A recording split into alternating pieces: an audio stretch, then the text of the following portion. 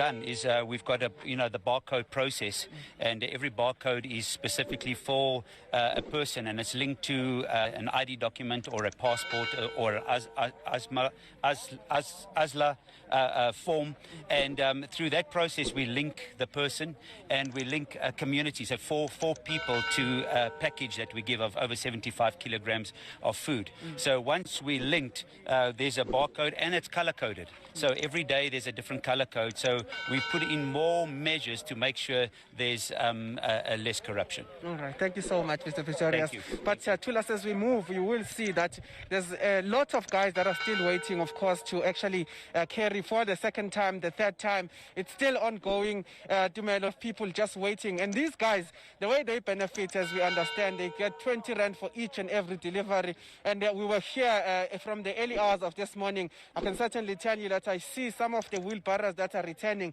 But this is a system that they are saying will also can be used by, in fact,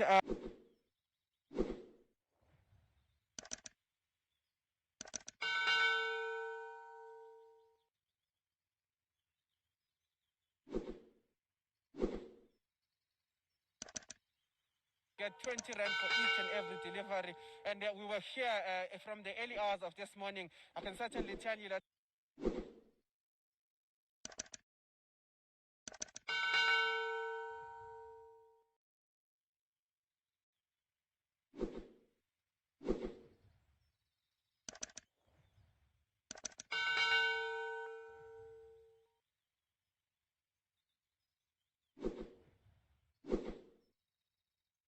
I see some of the wheelbarrows that are returning, but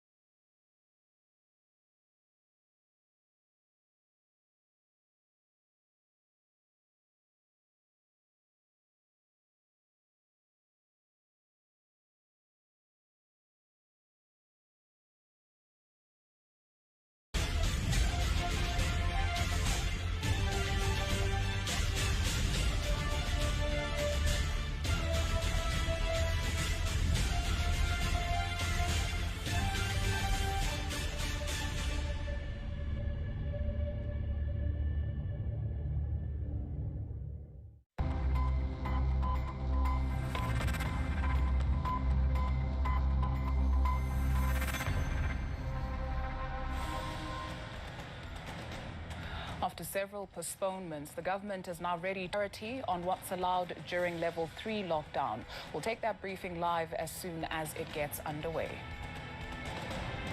Too early and unsafe to resume services. The biggest church in the country, the Zion Christian Church, will not be opening its doors as part of level 3 lockdown.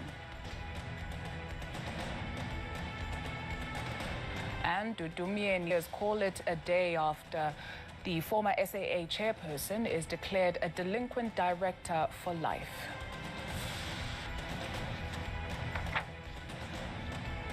It's Thursday, the 28th of May. Hello and welcome to it. This is ENCA. I'm Tutuzile Ramela. Great to be in your company this afternoon. We start with this. The country's biggest church, the Zion Christian Church, won't be opening during level 3 of the lockdown. ZCC leader Barnabas Lekhanyane says it's still too early and unsafe to resume services. The directive will impact all churches, even outside the country. This comes after President Cyril Ramaphosa announced that religious gatherings would be allowed, but under strict regulations when the country enters level 3 come.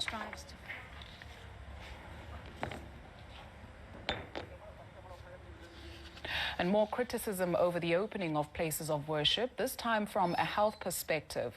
Professor Francois Fenta from University Reproductive Health and HIV Institute says the decision is reckless. He says it poses the risk of further infections as seen in other parts of the world.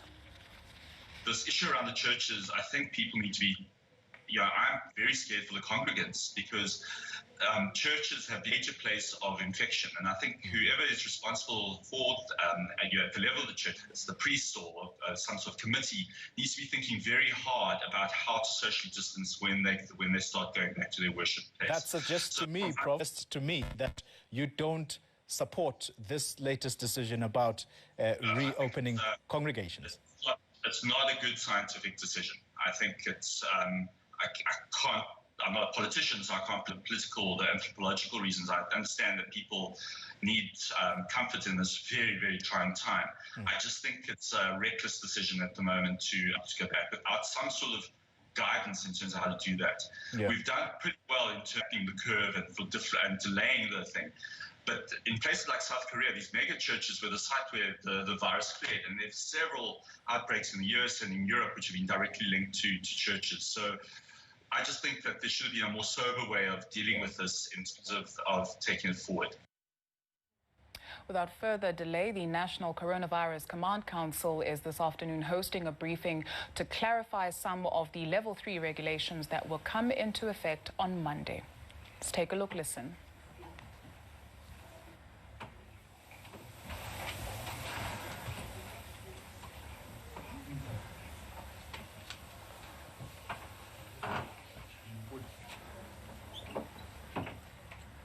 Right, we'll take you there as soon as we get audio from that briefing. Do stay with us on ENCA. Listeners and viewers at home, we are here on behalf of Cabinet and the National Coronavirus Command Council. Appraise the whole of South Africa. What are the regulations that will apply under alert level 3? As we all know, these regulations comes after the President addressed the nation on Sunday with regard to all of us and the entire country proceeding from level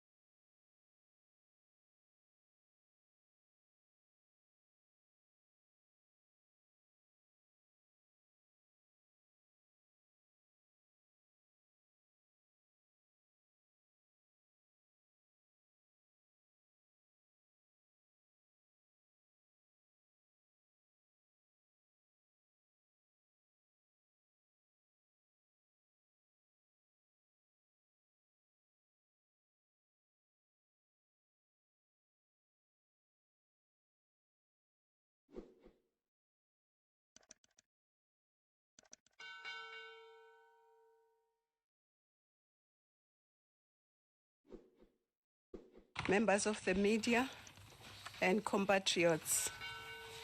4 days have lapsed since the first reported case of COVID-19 on our shores.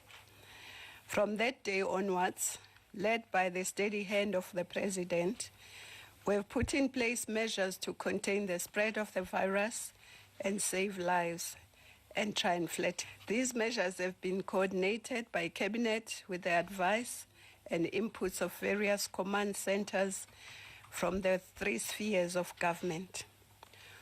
All these levels and spheres have greatly benefited from the inputs of various experts and scientists, including those that serve in the Minister of Health's Advisory Committee on the coronavirus. Our efforts have been directed by consultations we've had with various sectors and constituencies in our country, including local government, provinces, traditional leaders, religious leaders, NEDLEC, private sector, and many others. We have also benefited from the overwhelming support we've received from all South Africans. Ordinary South Africans from all walks of life, political persuasions, religious convictions, and cultural backgrounds, and classes have largely heeded the call to stay at home, practice hygiene measures such as washing of hands, maintain distance, and wearing of masks.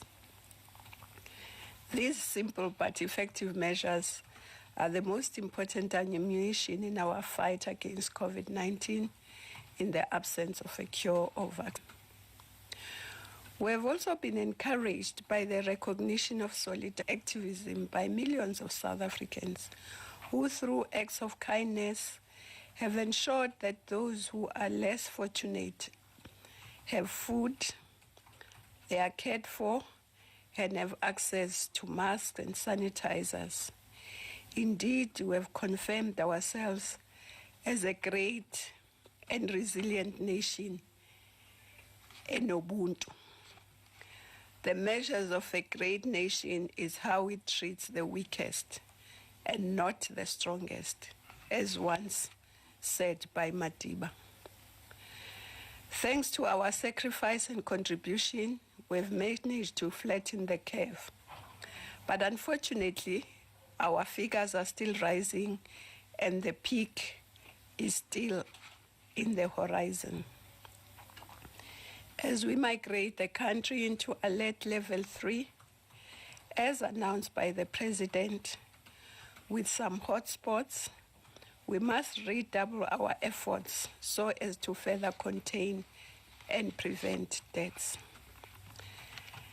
These next phases of our fight and level 3 allows us to open all the productive sectors of our economy, albeit to a moderate degree in some high-risk sectors.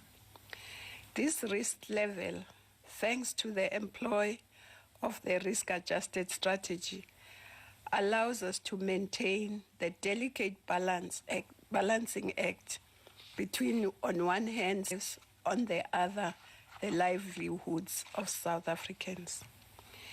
It also requires greater responsibility and discipline from all of us as citizens of our resilient nation. All of us, and severally, have the responsibility not only to protect ourselves, but to protect the next person. Consequently, at this alert level, everyone who enters a workplace, public and/or public transport must wear a mask, preferably a cloth mask or even an item that covers the nose and mouth. We must also ensure that at all our public facilities, there are sanitizers and that all the patrons are screened. This coming phase also confirms prevention as a cornerstone of our response. It is healthy communities and individuals that can drive our recovery plan on the other side of the infection curve. We must also remain cognizant of the ever-present danger of reversing the gains we have thus far recorded. In fact, the massive increase in the infections is now greater than it is the alert of the start of the outbreak in our country, to quote the president. Patriots, as we have said before, our risk-adjusted strategy is also based on a combination of sound scientific advice and benchmarking against experience. These experiences and the WHO confirm the effectiveness of measures such as the law. However, given our socio-economic conditions, we've had to ease restrictions. Thus, in the employ of the risk-adjusted strategy, we've subjected each province and district or metro to its own level of the risk alert system. This will assist us in mounting coordinated and targeted interventions, especially in the deployment of our limited resources. Nonetheless, the announcement of the president, we will move the whole country of South Africa to risk level 3, which implies certain adjustments to our level 4 actions. However, our state of national lockdown continues until such time that we have flattened the curve for a sustainable period.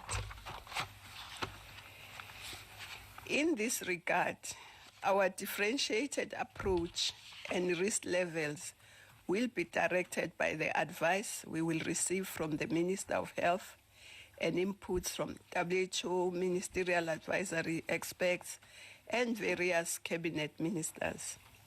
These levels are applicable at a provincial level, all metropolitan areas and districts within that province, unless a differentiated alert level is determined as a hotspot. And we'll remember that the president did mention the areas that are deemed as hotspots.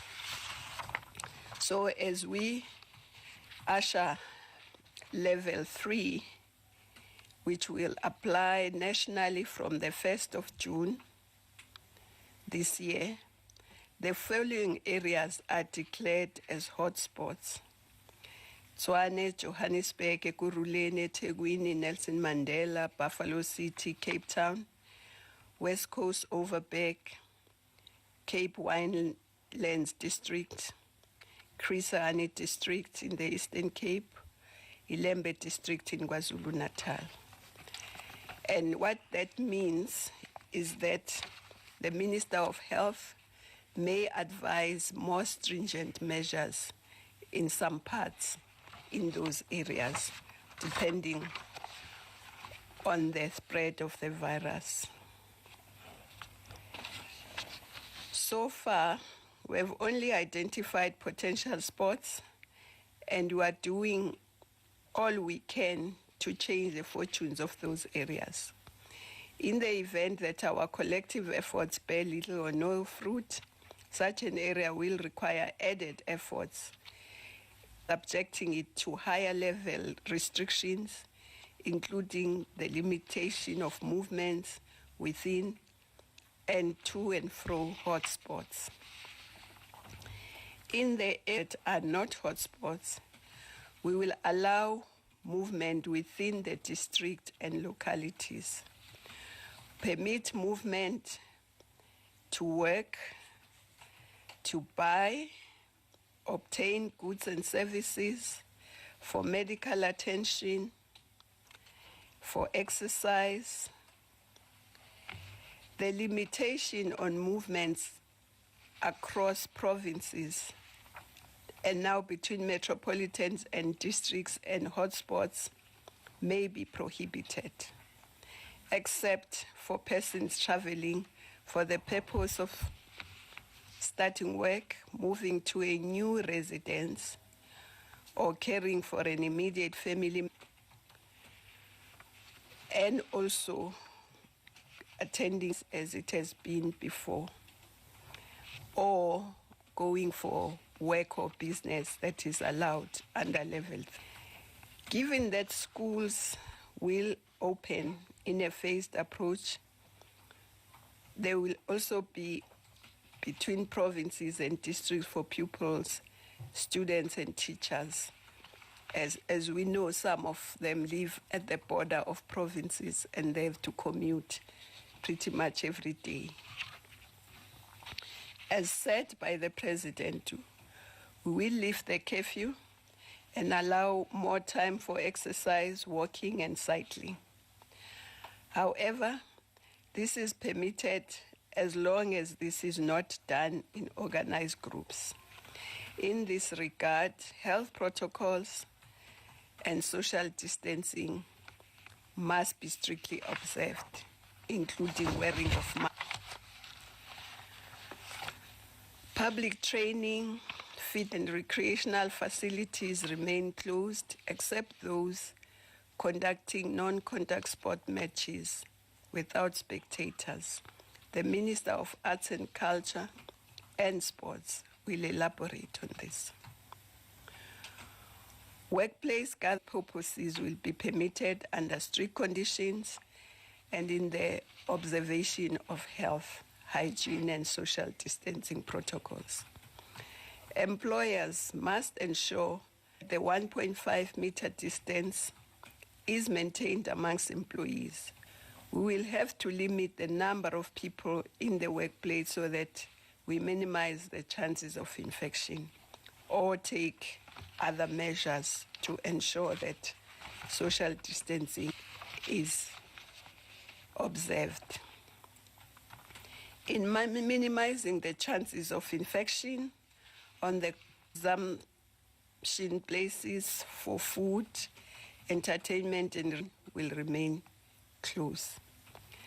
These will include places such as restaurants, ship-ins, taverns, nightclubs, bars, cinemas, theaters, fairs, bazaars, casinos, or similar places. But as you know, food will be available from restaurants, from takeaway places,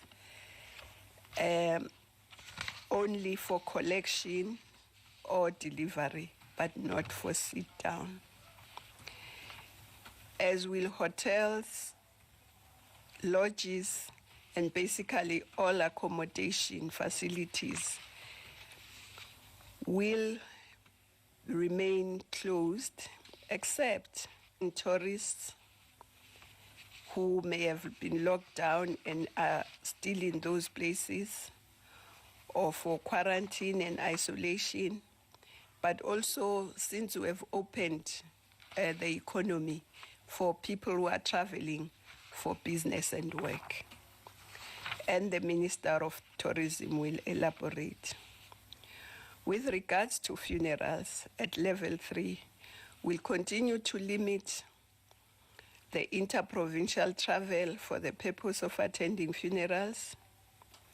Those permitted to travel will be legal spouses, partners of the deceased, children and grandchildren of the deceased, whether they are biological, adopted, stepchildren, or foster children. Children, parents of the deceased, whether biological, step-parents, and foster parents, siblings, whether biological, adopted, or step-brothers and sisters, and of course, grandparents.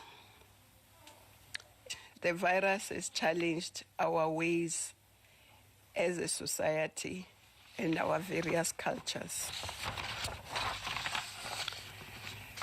This is a time when we should all join in meditation, worship, and prayer. Consequently, as the President said, we will have a National Day of Prayer, which will be on Sunday, This will be praying at home or virtual, through virtual means.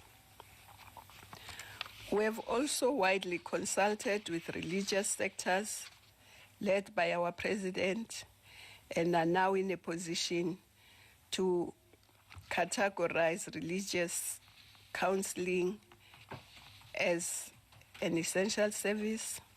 This will enable the millions who have been affected by this virus to receive this, since the majority cannot afford professional attention on this of this nature. Religious gatherings such as in places of worship will be allowed from the 1st of June, so long as health, hygiene is observed. This means that we must maintain 1.5 meters between the worshippers and the maximum of 20 congregants. Should the chosen venue be able to accommodate such? If indeed the venue is too small to accommodate 50 people at 1.5 meters apart, it means less congregants in that venue. They must also be wearing masks and sanitizing of hands and no contact. And they must also be screening when people arrive at the place, so that those who may be having symptoms may be sent for testing, attention. Our lived experience have shown that funerals are COVID transmission vessels. Consequently, we will continue to limit the number of funeral attendees to 50, provided the transportation, hygiene, health, and social distancing protocols and guidelines are observed. The station commanders of all police stations or a person charged by them will keep meticulous records with regard to the funerals and number of people attending. Recent experience, particularly in the Western Cape and Eastern Cape and Limpopo, show that interprovincial travel has contributed to community transmission. Consequently, travel between the provinces is not permitted, with the exception of those possessing a permit to attend a funeral or conduct essential services between our provinces and districts, or are going there for workshops, and they will have permits. Workers and those who are going there for business will have permits from their MS.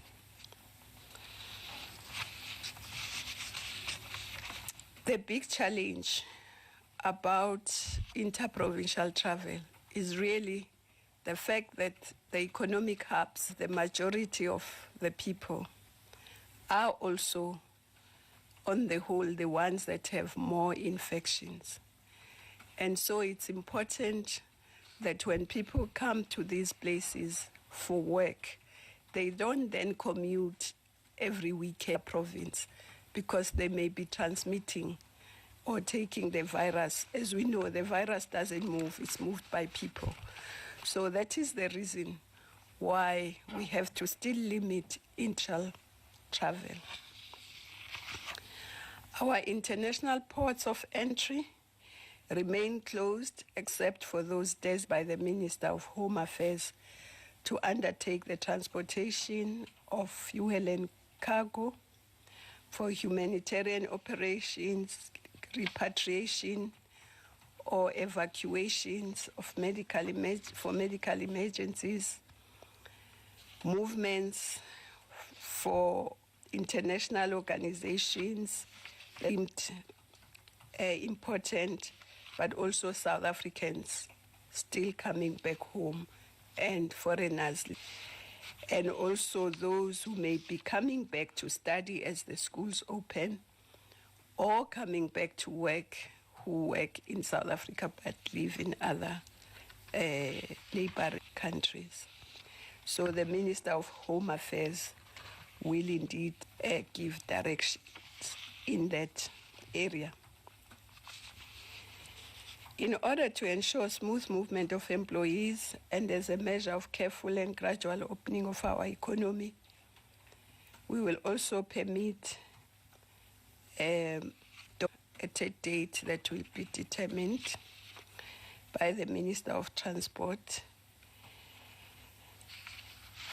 and of course interprovincial cargo for carrying imports, exports, and goods manufactured in South continue, and the Minister of Transport will make announcements, but the health protocols have to be kept.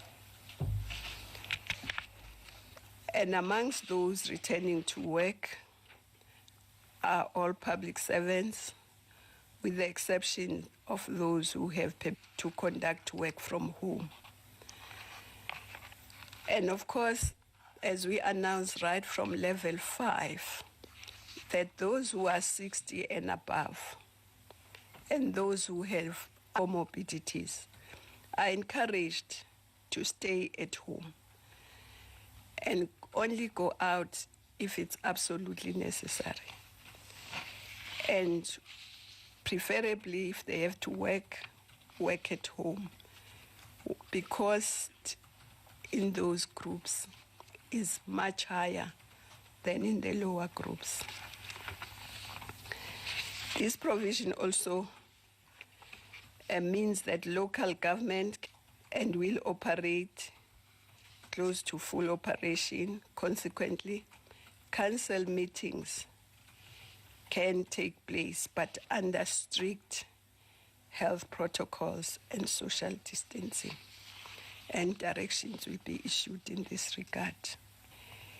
Given the potential to further transmissions, we will continue to ask public engagements, such as these in BIZOs, IDP consultations, to actually, or by electronic or broadcast platforms, as we are currently doing. Associations and businesses have also developed industry-specific. However, recent experience, particularly in some of the areas that were open earlier, like mining, direct us to strengthen these in consultation with various industries. So what it means is that every have a COVID plan and a COVID compliance officer. The plan must be known not only by the employer, but the employees, and that plan should be available when inspectors come or anyone comes to see, and must be adhered to. And it's important because not adhered to, and COVID starts spreading in the company will have to close. So it's for the purpose of the company and of the jobs that company offers. Compatriots, when we embarked on this journey, it would not be smooth sailing. We will have to adjust as we gain and gather more experience. COVID-19 has hit hard on all South Africans, particularly those who are vulnerable and homeless. We have mounted a risk, but we cannot afford to have many more in the street. To this end, we will continue to make sure that those who are homeless under level 3 are still kept in shelters. However, given the rental income is also an important livelihood stream for some, we have inserted the possibility of a grant and eviction order, provided it is just and equitable. The sale of tobacco products, e-cigarettes and related products remain prohibited for this period, except when they are destined for the export market. The sale of liquor in premises will now be permitted as of the 1st of June. For the limited period between Monday and Thursday, 9 a.m.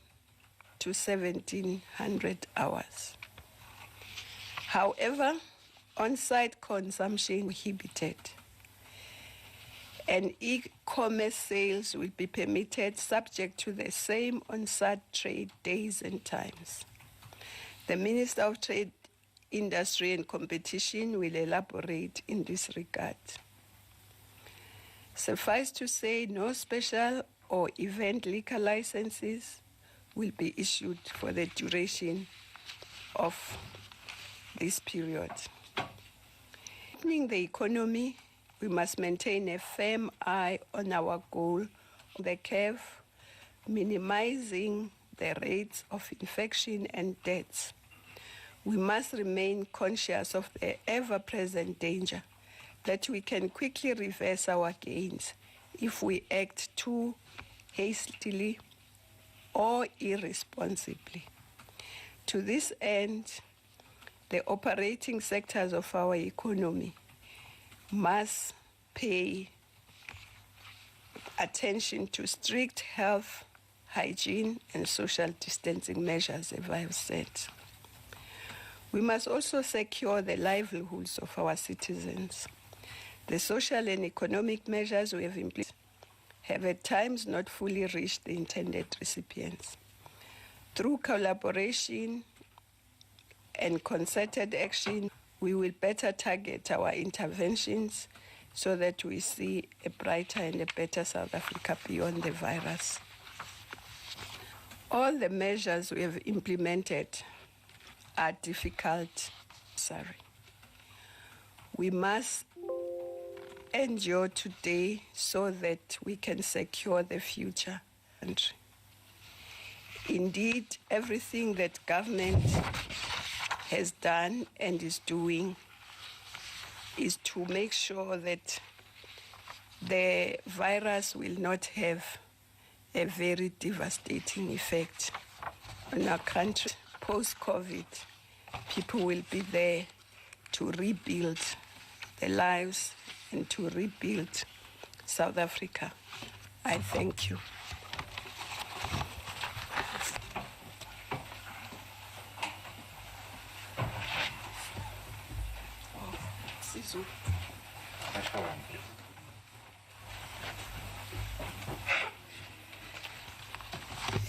NgesiZulu ukuthi silana nje namhlanje mangabe siyakhumbula sekuyinsuku ezamashumi ayisishiyagalombili neinsuku ezisaqala kwaqala ukuthi kufike lesifo la eMzansi. Uhulumeni eholwa umongameli wathatha inyathelo sonke esizaziyo ukuthi sizame ukunciphisa abantu abazoba nalesifo nabantu abazobulawa ileli gciwane ukuze singazitholi sesisesimweni lapho abantu abaningi sebengenwe ilolu bhubhane asakwazi ukuthola usizo ezibhedlela ngoba mabe babaningi kakhulu abantu abagulayo bedlela singaba senkingeni. Sibonile kwamanye amazwe ukuthi bekwenzekani inkulungwane ngeinkulungwane ngelanga. Siyabonga ke kakhulu ukuthi bakhombisile ukuthi bayawuzwa umyalezo ukuthi kufuneka baphume kuphela ngoba beyokwenza lokho okufanele bakwenze. Sasho ke ukuthi sesiphuma kulokuthi sihlale emakhaya asizuvele siphume nje. Kuzofanele siphume kancane kancane senze ukuthi lesifo singabhebhetheki. Esaqala ke sizezingeni lesihlanu manje sizezingeni lesine. Ngomhla ka-1 kuJune sizoya ezingeni lesithathu. Lokuya kwethu ezingeni lesithathu akusho ukuthi sesiphelile lesifo. Empeleni ngokusho kwenhlangano yezempilo yomhlaba i-WHO bekufanele ngisa uma ngabe nebalo sabantu abangenwa yilesifo sesehla hayi sisakhuphuka. Kodwa la eMzansi siyaxekisa kancane kancane noma ibalo zisakhuphuka ngoba isimo sethu umnotho nesimo sempilo. Ngakho ke kwafanele ukuthi sizame ukuthi enganxanye sikhusele impilo zabantu. Kodwa kwelinye icala sibheke ukuthi abantu bazophila kanjani. Yiko ke kuthiwe umnotho awuvulwe kodwa kancane kancane. Imboni ke zizovulwa, indawo ezithengisayo, indawo zezimbiwa ziyavulwa, indawo eziningi zokusebenza uzakwethu uzokhuluma. Kodwa ekuvuleni kwazo kusho ukuthi kuzofanele ukuthi emboni kube khona indlela yokuthi kuliwa kanjani nalesifo khona embonini. Abantu mabefika kufanele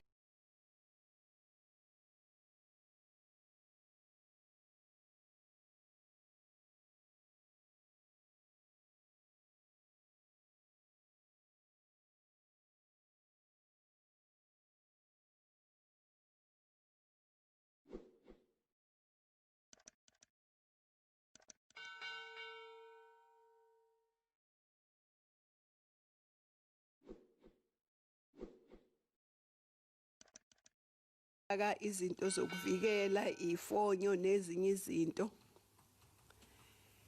ngoboni zingalilandeli lolu hlelo ziyobona sezivalwa ngoba phela isifo masibhebhetheka ekhona embonini kuzofanele ukuthi imboni ivalwe. Kodwa ke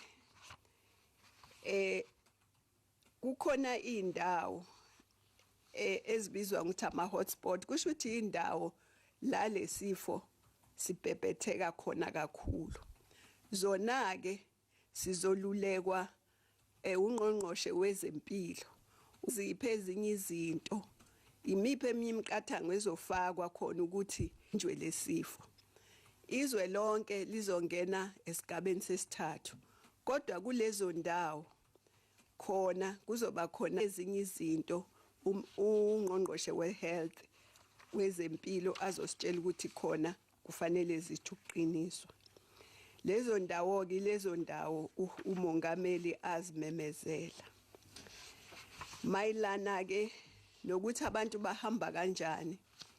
Abantu sebevumelekile ukuthi bahambe basuke kwenye district baye kwenye bahambe provinsini ngaphandle kuyindawo leyo ye-hotspot la kuzofakwa khona la kungenzeka kufakwe ezinye izinto ngaphezulu kwalezi ezikule level lesithathu.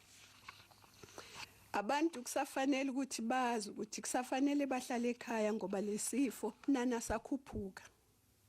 Fanele bahlale ekhaya, umuntu aphume ngoba azi ukuthi uyapi, uye emsebenzini, uyokwenza kufanele akwenze, uya kadokotela noma mhlambe uya exercise engalezwa isikhathi esiningi.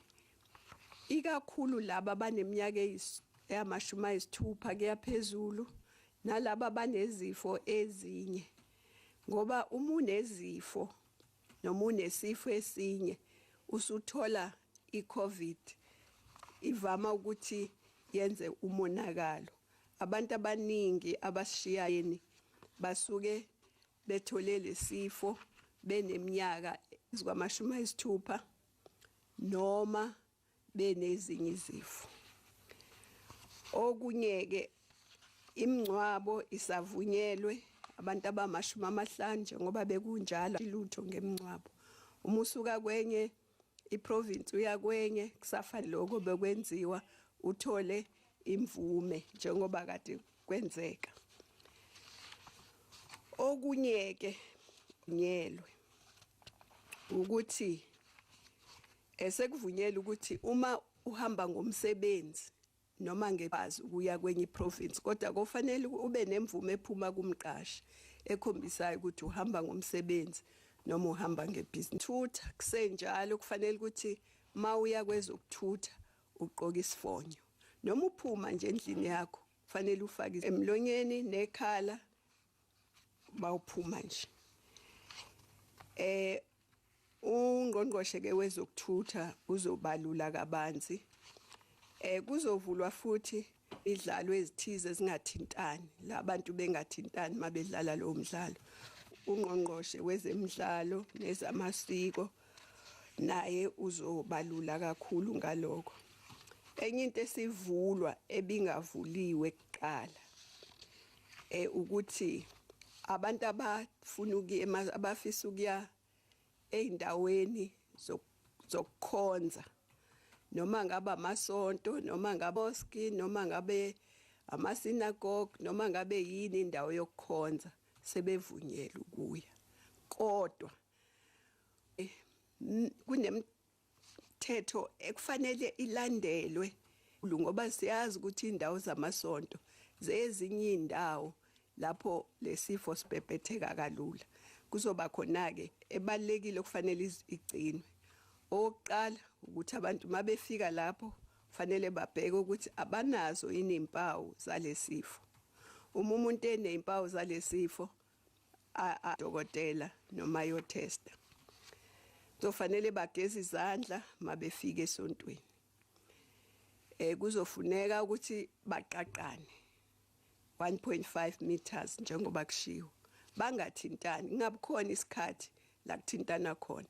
Izinto ezenziwa entweni ezenza ukuthi kuthintwane kufanele zingenzeki. Akufuneki ukuthi kube khona abantu abangaphezulu kwaba-50 esontweni. Uma leyo ndawo ikuvumela ukuthi abantu bangaba 50 baqaqane. Uma kuyindawo encane bavumeli ukuthi baba 50 baqaqane kusho kufanele babe ngaphansi. Okunye osekuvunyelwe obekungavunyelwe utshwala. Kodwa utshwala kuthiwa buthenge uhambe nabo uyemzini wakho. Awuvunyelwe ukuthenga uphuzele lapho. Zonke indawo kumele ukuthi zibuthengise. Nalezo ndawo ezibuthengisayo ngesinye isikhathi kuhlalwe phansi akuzuvunyelwa manje ukuthi kuhlalwe phansi. Noma ngabe usethabini kufuneka ubuthenge uphume nabo busavaliwe uhambe nabo uye ekhaya uyophuzela khona. Athi kuzoba umsombuluko kuze kube uLwesine. NgoLwesihlanu ngomgqibelo ngesonto utshwala buthengiswa. Ngesikhathi kuzoqala ihola lesishiyagalolunye 9 ekseni kuze kube ihora emva kwalokho abusathengiswa. Ngoba phela siyazi ukuthi bebuvaliwe ngesizathu naleso sizathu asikapheli. So yiko kuthiwa noma buvulwa kodwa abuvulwe ngendlela ehlelekile kancane kancane ungabi nje walala noma uthela wayeka. Ugwayi njengoba siyazi ukuthi isifo ekhulu ugwayi nalesifo kuhlasela amaphaphu nezinye izitho zomzimba wona ke usavaliwe. Izikole siyazi ukuthi zizovulwa, ungqongqoshe wezikole ushilo ukuthi zizovulwa, kodwa nazo akuzovele kuvulwe nje ngelanga elilodwa wonke umuntu kuzoya kancane kancane. Siyacela ke kakhulu njengoba kade nenzile nilalela niusekela uhulumeni ezintweni obuzisho, siyacela futhi kakhulu ukuthi niphinde nisekele. Kulezi ngalesithathu sekufanele ngempela thina umuntu nomuntu athalo zokuzivikela nezokuvikela abanye abantu. Njengoba kuvulwa imisebenzi siyazi ukuthi inamba kuzokwenzeka zikhuphuke. Kodwa uma thina sithatha amandla siwafaka kuthina ukuthi mina ngeke ngiphume endlini ngingayifakile imask, mina ngizogeza izandla njalo, mina ngizokwenza ukuthi singasondelani, ugcina impilo kuzosisiza sonke. Siyanicela ke bantu bakithi ukuthi njengoba kade nenza nakade bengenzi baqale benze ngoba manje njengoba sekuvuliwe ingozi njengoba umongameli eshila ukuthi njengoba kuvulwa ingozi inkulu yokuthi sibonini amanani esekhuphuka kakhulu esenza ukuthi ezempilo zethu zibe ingxaki. Esesifosa futhi mhlawumbe ukuthi sibuyele emuva kanti asithanda ukubuyela emuva. Kodwa kufanele ukuthi wonke umuntu azi ukuthi kufanele abe nediscipline enze lokho okufanele. Siyabonga.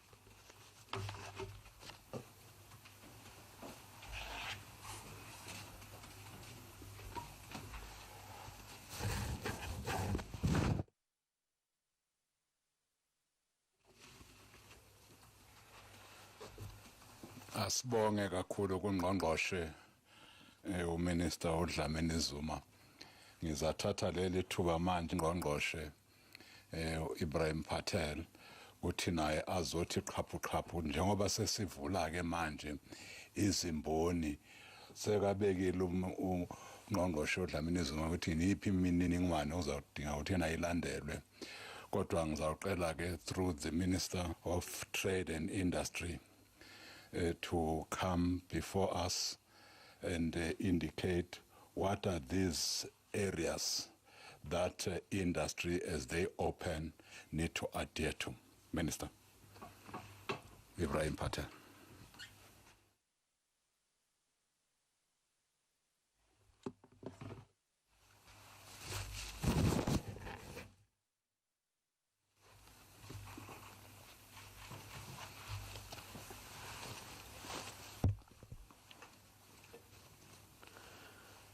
I would like to greet colleagues and members of the media and fellow South Africans. My colleague, Minister Dlamini-Zuma, has set out the broad details of the measures that apply in level 3. This is the most significant reopening of the lockdown began some 63 days ago, and it opens up all of our core productive sectors, from manufacturing, mining, to all the productive services. It means that the country's steel mills and textile operations, the chemical plant operations, will all be able to operate at full capacity.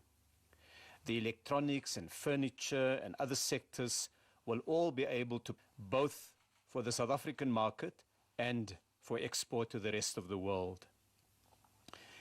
Level 3 opens up of the finance sector, like microfinance and many other parts of finance, and all of retail that up to now has not been opened, whether it is the sale of appliances or furniture or electronic goods, all of the clothing industry, those are all open now through retail. There are a few limited exceptions which will be set out in the regulations and that my colleague has referred to, and I will come back to. It also keeps open all parts of the economy that has operated under level 4. So all of agriculture and food production, whether it is livestock or crops, for export as well as for our own people. In the healthcare sector, the production of medicines and personal protective equipment, all the hygiene supplies, cleaning materials, hand sanitizers, and so on. And of course, the production of electricity and water and data services. When the lockdown was first announced by President Ramaphosa, the intention was to restrict the movement of all of us, to keep as many of us at home, except those who were undertaking the most essential services. And when the lockdown began on midnight of 27 March, there were only 927 confirmed cases of the coronavirus in South Africa. And that number has grown over the period. Initially, before the lockdown, we had a doubling of the number of infected per 2 to 3 days. And the lockdown has begun to slow that down. The lockdown has come at a great sacrifice to our people, to businesses, to workers, to consumers, to all of us who value the ability to do the things that we do every day in our normal lives. But it has brought us valuable time to put a number of measures into place. First, the slowing down of the virus, the spread of the virus, has avoided our healthcare system being overwhelmed even before health officials and personnel in the sector has been able to prepare for the surge of patients. So in this period, the time has been used to upgrade systems, to build additional field hospitals and expand the number of beds that are available, and very importantly, to train staff in a COVID environment. Because we saw in the rest of the world, the most critical thing was hospitals were crammed with patients, there were not enough beds, and hospital personnel were not ready. The second thing we've been able to do in the period up to level 3 is to build up the stocks of critical health care and personal protective equipment. We've built up the stocks of surgical masks, like the mask here, and the not only masks that have been produced for medical personnel, but also face cloths, face masks that have been used across the public. We've built up hand sanitizer supplies, surgical gowns, and ventilators. Some of this we had to import from other parts of the world while we got our factories ready to get production going in South Africa, and we've ramped up production very significantly. Just tomorrow we'll be releasing more of the details. We'll show samples of all of this, but some 38 million surgical masks have been acquired for the healthcare workers and those admitted to hospital. Producers, companies based here in South Africa, with South African workers producing more and more of these masks. Finally, we've also been able to introduce more healthcare and sanitation protocols. This period has been used to introduce it, to run pilots, to see what works, to expand it. As more and more workers come back to work, the systems have been expanded. So most workplaces today have some rudimentary sanitation and protocol arrangements, and we now look to scale those up under level 3. Since the start of the lockdown, we've also built new structures of social solidarity between citizens and residents of our country, and raise resources. Some of it has been some new technologies and ideas. Others have been money that's been put into the Solidarity Fund by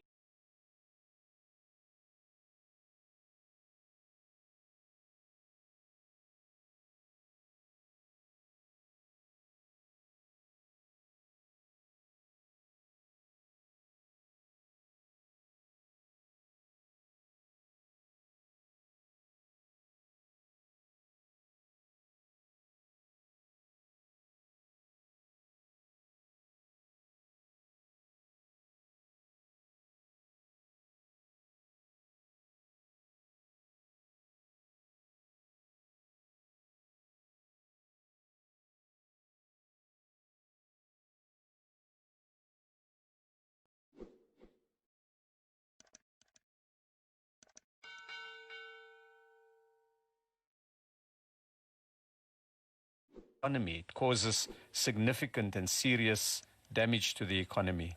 So we developed in this lockdown period a set of sharper instruments or tools to deal with the spread. And it became known as the risk-adjusted approach that had 5 levels. We moved from level 5 to level 4. Looking at the health and other data, we now are ready, as my colleague has said, and as President Ramaphosa has said, to move 3. During level 4, we monitored what was happening at workplaces and in the public very carefully to see what could we learn. Where are we making some mistakes? Where can we improve the systems? Where are our protocols weak and they need to be strengthened? If level 5 and to some extent level 4 was based on detailed regulations that were directed at having as many people at home as possible, level 3 instead is based on most South Africans being at work. That's the big shift in level 3. And the shift is therefore to a and collaborative set of arrangements, including regulations that enable businesses to do more. And shift to businesses and workers, to consumers taking careful measures to avoid or limit the spread of the virus. In moving to level 3, we've consulted very, very widely. First, we published a framework that was put out for public comment. More than 70,000 were received on the COCT email addresses, and we had close to 1,000 comments by business organizations and individual companies, trade unions and others on the measures that we had publicized. After that, over the last few weeks, we've been working closely. The president at NEDLAC, that's the National Economic Development and Labour Council, where we brought in the social partners. We've met with provinces through the Presidential Council, with many business organizations across the economy, with the largest trade union federations and many individual unions. We've met with individual sectors like the auto sector, the food sector, the retail ones, those who produce clothing and chemicals and steel, and those doing the sawmilling for the nation. We've also met with players in e-commerce and those doing general goods. We've met with construction companies, small ones as well as large ones. And all of these consultations were directed at getting increased production, but at the same time to protect workers and customers from a rapid spread of the virus. And it looked also, in this period, we looked at how can we avoid so much pressure on the public transport system during the rush hour that people are, and they become important and key sites for the spread of the virus. And so this period has been about developing these protocols and getting everybody on board. Under alert level 3, many more economic activities will be permitted, with something of the order of 8 million additional workers that will be going to work, potentially more depending on how many companies take up this. It means that almost our entire workforce will be back at work. Although we should caution that the appeal has been made that those who can work from home should be enabled and encouraged to work from home. Special care, of course, as my colleague has said, must be taken in the workplace for those who are over 60 and those with comorbidities, to enable them to work from home where possible and to enable the workplace to be safer. In level 5 and level 4, we had very detailed lists of the permitted activity. In level 3, it's a big shift. It's a shift to setting out what is not allowed, because the list now is much smaller. And the list is restricted to only those parts of economic activity where the risk of infection is seen to be very high, and which brings a lot of people into very close physical contact with each other, where the 1.5 meter distance is difficult to maintain, or where the regular cleaning of surfaces is difficult to do, and where we need more time to develop those protocols, to work with those sectors and see how can we safely open up more of those sectors. The list of restricted activities have been mentioned by Minister Dlamini-Zuma. It includes for now, sit-down meals in restaurants. Of course, all the delivery services like drive-through and pickup services will be opened, and you'd also be able to go to the takeaways and fetch your hot foods. If you go into a supermarket, you'd be able now to get the grilled chicken. But all of these will have clear protocols to ensure that we don't have people all waiting at the same counter, and these are risks of transmission. On-site consumption of liquor is not permitted, it's restricted. There are certain restrictions on hotels and guest lodges and backpackers and so on for recreational purposes. In other words, tourists who come for recreation. For business purposes, it will be opened. If you need to travel for work purposes and you need to stay over at a hotel, that would be enabled. There would be limitations on passenger ships for recreational purposes, and conferences and big events like your big soccer and rugby sports events. We have large numbers of spectators. That spectator component that would not be open during level 3. But I do want to emphasize that we'll be engaging on a continuous basis with all of these sectors to see at what point would it be possible for more activities to open up, what would be the protocols, and what do we need to learn from the reopening of the phase of the economy under level 3. There's some activities that will remain restricted in the short term until we have better protocols in place that we're working on, and they include things like physical care services like hairdressers and so on. But we want to work with them immediately, not wait very long. What can be done to make those places safer? And is there an opportunity? What can we learn from what the rest of the world is doing?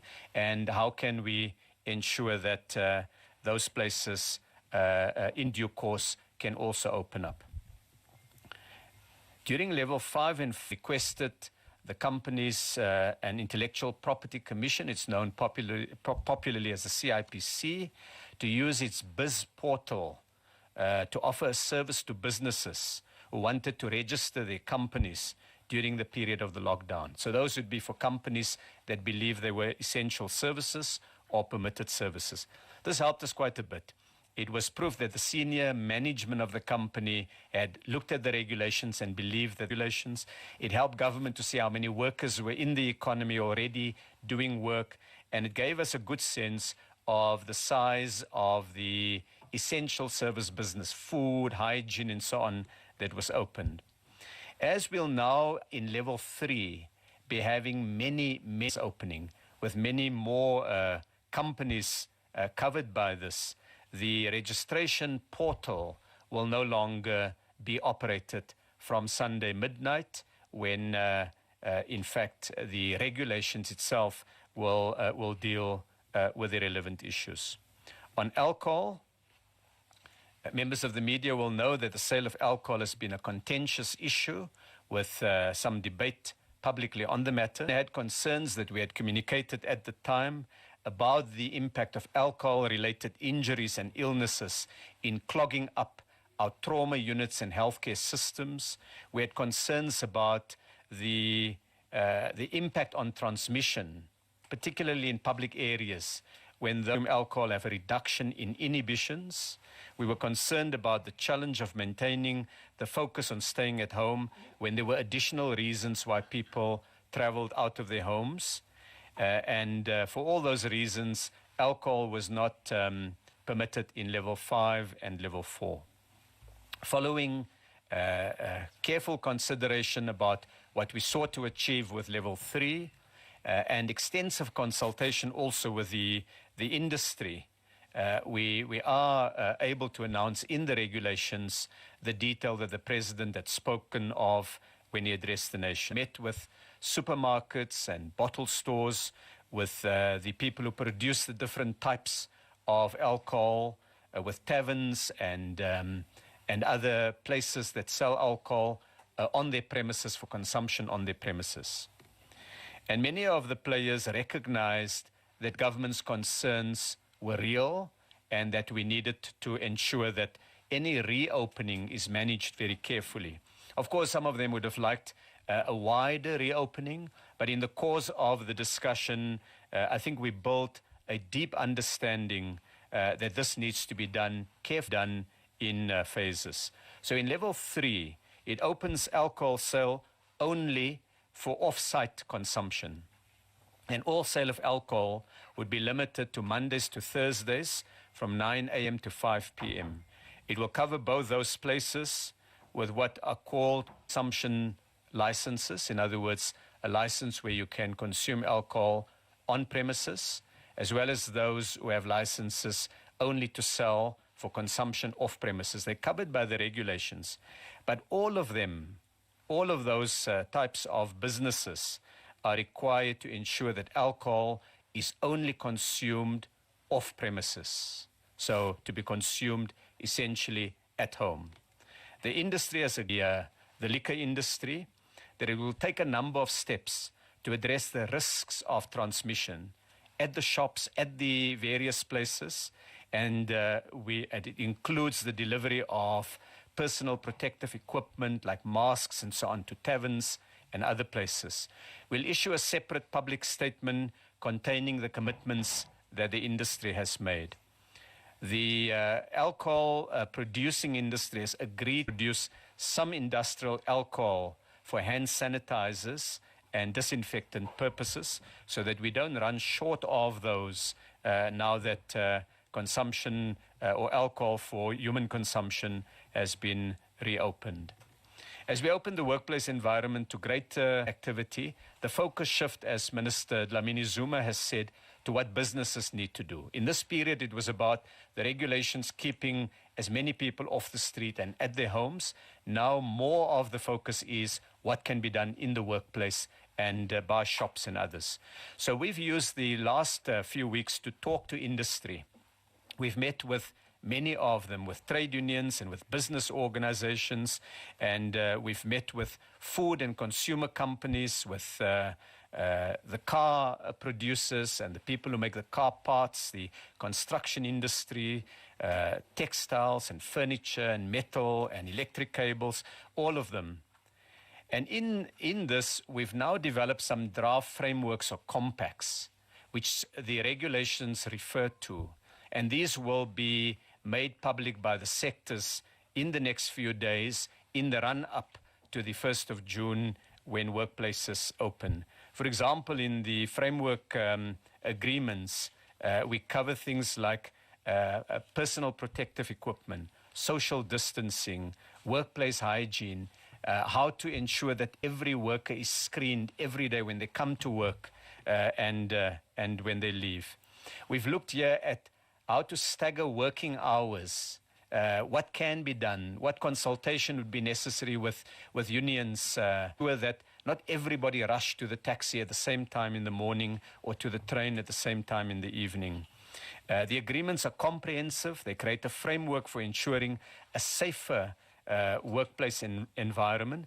But even when we have these measures in place, it will still take extraordinary focus and monitoring that we adhere to. We're looking now at examples as companies open, more cases are coming to light of people being COVID positive. We've monitored the situation in retail stores that have been open for the last 6 weeks or so, and we've seen a worrying number of people who are infected. So it's really a call for vigilance and for ensuring that we take every step to protect the gains of the lockdown, which is that we've been able to limit the spread and to smooth it out. So it's called flattening the curve. It's really ensuring that we don't get a sudden spike in the numbers. I can point to the food and consumer goods sectors that have said they will make sure every worker has a basic supply of personal protective equipment, and they'll screen workers when they report to work.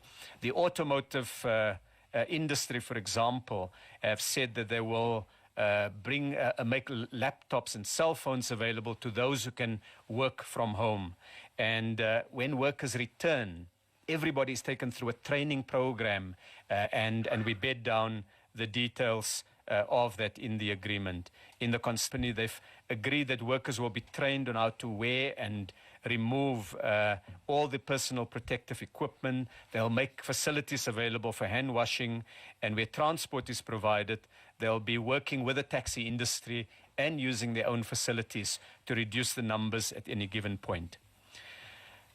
Well, let me conclude by saying that in the regulations as set out by my colleague, it really opens up most parts of the economy with a small, limited number of sectors or activities that are not yet open.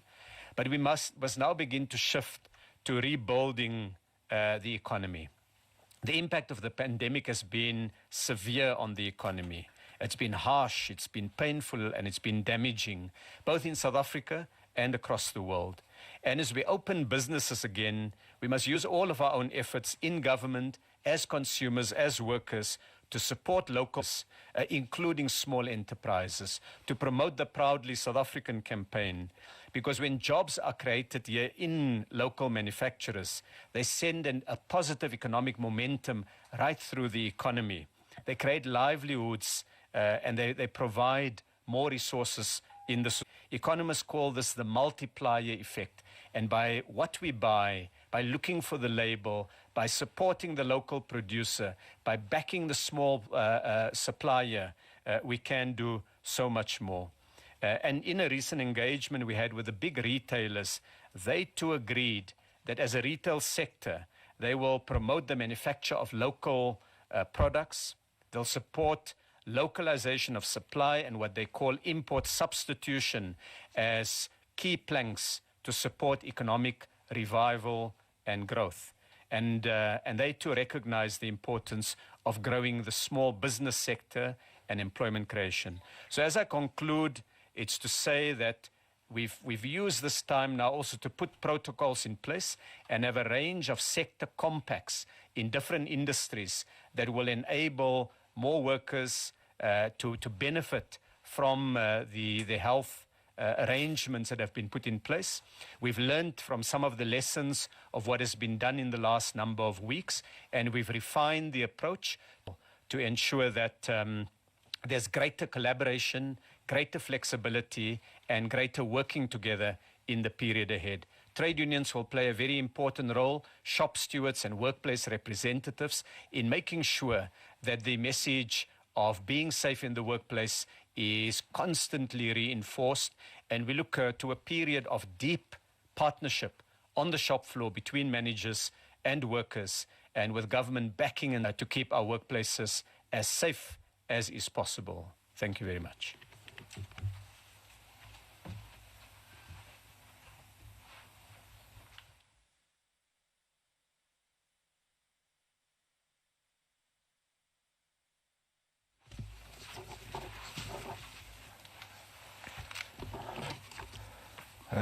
Thank you, colleagues, Minister Dlamini-Zuma, Minister and Minister Lamula.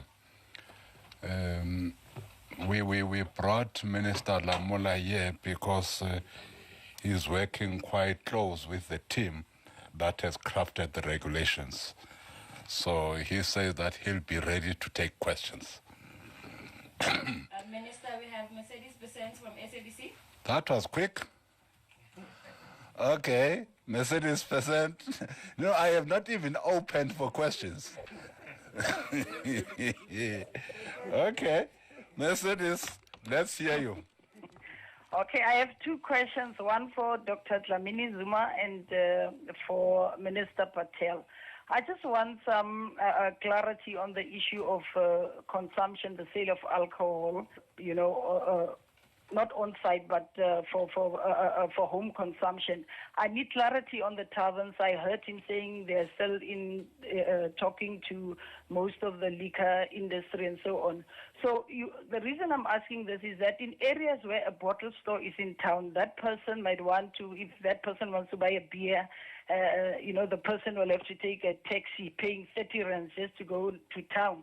And it means the person might have to pay about 50 rand just to get a bottle of beer for 20 rand. So will licensed taverns be allowed, for example, to sell off off consumption? That is one question, because some of them might end up selling illegally. You also said, Minister Patel, I heard you. You said the workplaces are following all the sanitizing protocols.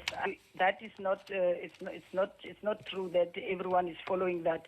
Even here in Mark's building, yesterday and today, some of the police who work at the checkpoint, they didn't even have sanitizers, and they indicated even for the surfaces.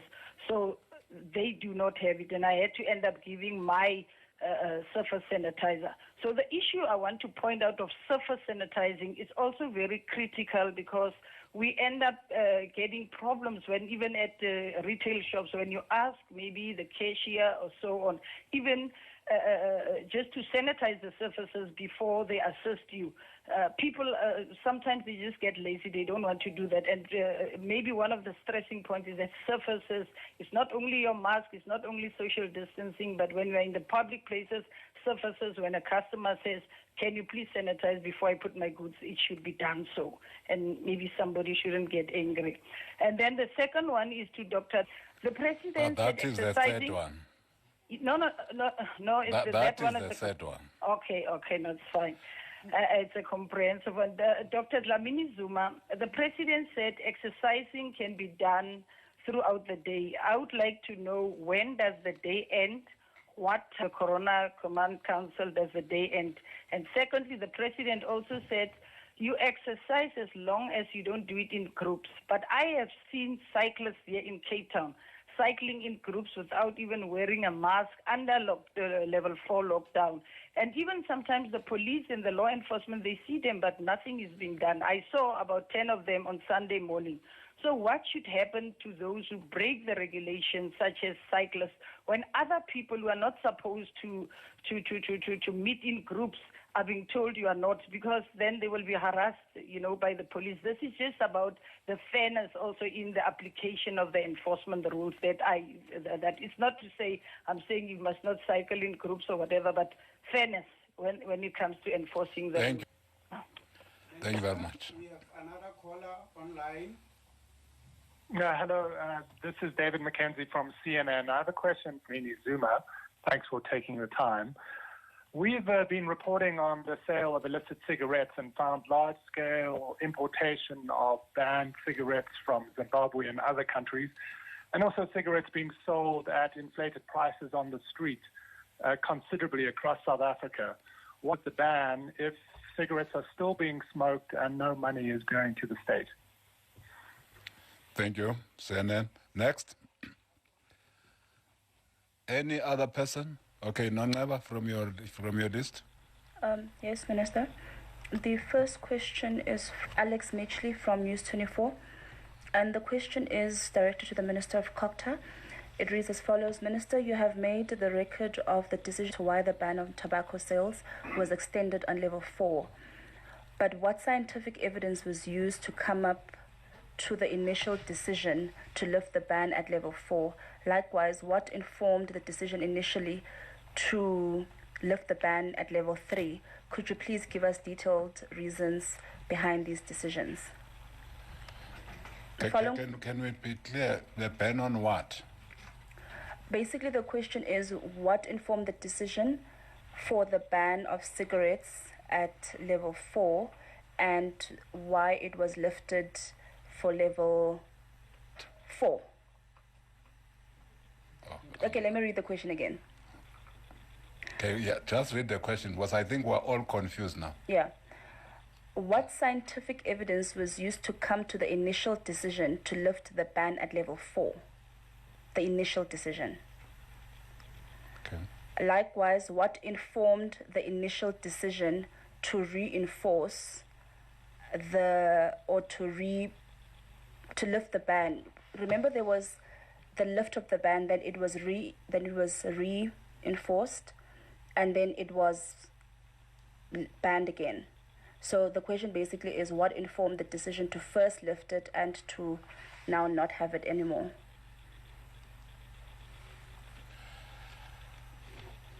Well, I'm not sure whether the caller has read and has understood what the two ministers have said, because the ban on tobacco remains. So I'm not sure what, but well, they will assist me. Ever since we started, we have not unbanned tobacco. So that's what might be confusing. We have not unbanned tobacco. Whether at level 5 and of level 4, we are now at level 3. We are continuing with the ban on tobacco. I'm just answering for the colleagues because we have not unbanned. I think he's referring to the initial announcement that the ban is lifted, which was then subsequently not lifted. Oh, definitely we have not lifted the ban.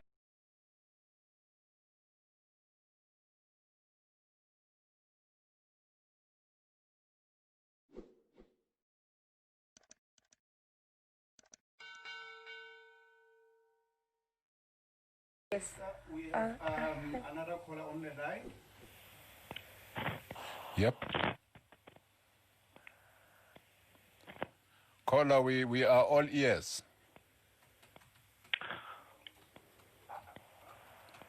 Hi, good afternoon, Minister Mthembu. Yeah, Baba. Okay, I've got two questions. Who are you?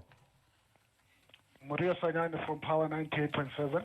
Oh, okay. Thank you very much. You can now go ahead with your questions. The first question goes to both Minister Nkosazana Dlamini-Zuma and Minister Lamola. Particularly Minister Lamola. The special proclamation declaration made by the SIU to the Portfolio Committee of Justice in Parliament. Our understanding is that obviously it was supposed to be escalated to the National Command Council to give the SIU special power aid corruption-related matters on COVID-19, considering that the government has put aside 500 billion rands, and we have seen acts of corruption. So I just want to find out whether the National Command Council have already... Sorry, you have seen? You have seen a lot of corruption? There's been a lot of corruption being reported during this COVID-19 processes. So the question is, the proclamation request to be considered for SIU to be given special powers, has it landed on the National Command Council, and how far is that process? Okay. And the second question to any minister, with the schools reopening on Monday, the 1st of June, considering the state of most of the schools... Can I just assist you there? These ministers were talking to the regulations that will kick in for level 3. Ministers that will speak to their own areas of work. Those ministers includes the Minister of Basic Education and the Minister of Education. That will happen tomorrow at 10 o'clock right here. Now, it will be up to you whether you want to continue, but I'm just trying to, so that you don't ask these ministers who deal with regulations about schools when you have got the relevant ministers coming tomorrow at 10. Are we together? Oh, I think I've answered your question. Can we take the last question before we take the second round, Nangal?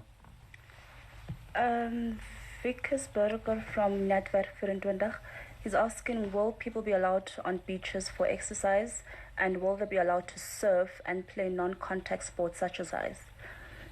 He's also asking, has there been any decision or projection with regards to how long the whole of South Africa or certain parts with lower levels of infection will remain at level 3 before moving to level 2? Okay. Colleagues, I don't know who wants to start. Ma'am Nkosazana. Oh, you can use that mic, yes. I can speak from it. Thank you. I will start with the issue of the proclamation that has been reported by the SIU to Parliament. It is indeed on our table for processing. But obviously, before you proclaim and ensure that that proclamation does goes to the President, there are legalities that have needs to be fulfilled. And that is what we are currently dealing with the SIU, to finalize the legalities, the extent of the proclamation, for what purpose and for which specific issues. Because there should be some kind of prima facie issues that the SIU deals with, and it will then that will take it to the President for his consideration. Whether there's a projections with regard to the alert levels for the other ones, we will attend to the other alert levels immediately after concluding this alert level 3, and the nation will be duly informed when that process has been concluded. We are not in a position to state that it will be done in a week or two or so, because it involves consultation, it involves including internal consultation within government. Hence, sometimes the promulgation of the regulations will sometimes take time. You can't really give a specific answer that by tomorrow morning, because of the level of consultation that is involved in the crafting of the regulations. And maybe I could answer this one with regard to training, from what time to what time. In terms of the regulations, the day is from 6 in the morning to 6 in the evening, and it is encouraged that people must not do so in groups. And the issue of compromise of the public, you will realize that from this stage level 3. The regulations place more responsibilities, individuals themselves, to take responsibility and to ensure that their close associates, family members also take responsibility and comply with the health protocols that we all have to comply with for our own safety and for the safety of the whole. It is not the responsibility only of the police to ensure that we are compliant. As South Africans, we have that responsibility, and these regulations take that into account. The police comes in at a stage where there is clear non-compliance by members of the public, and the first intervention by the police is to request you or to engage you to comply. That is what is expected. But then if people are not complying, then police will have to enforce the law in terms of the Criminal Procedure Act. But what we want to emphasize is that people must take responsibility for their own health, for themselves, and for all of us. Thank you. Thank you very much. If we can assist Minister Patel with that mic. Don't touch the mic. Yeah, touch there. I did not touch the mic. Yes.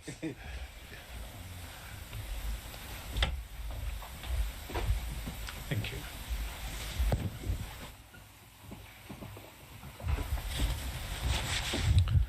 Well, thank you very much. There were two questions or comments directed to me, both from this present. The first is, where will alcohol be permitted to be sold? Will it only be at the large supermarkets and bottle stores? And the answer is no.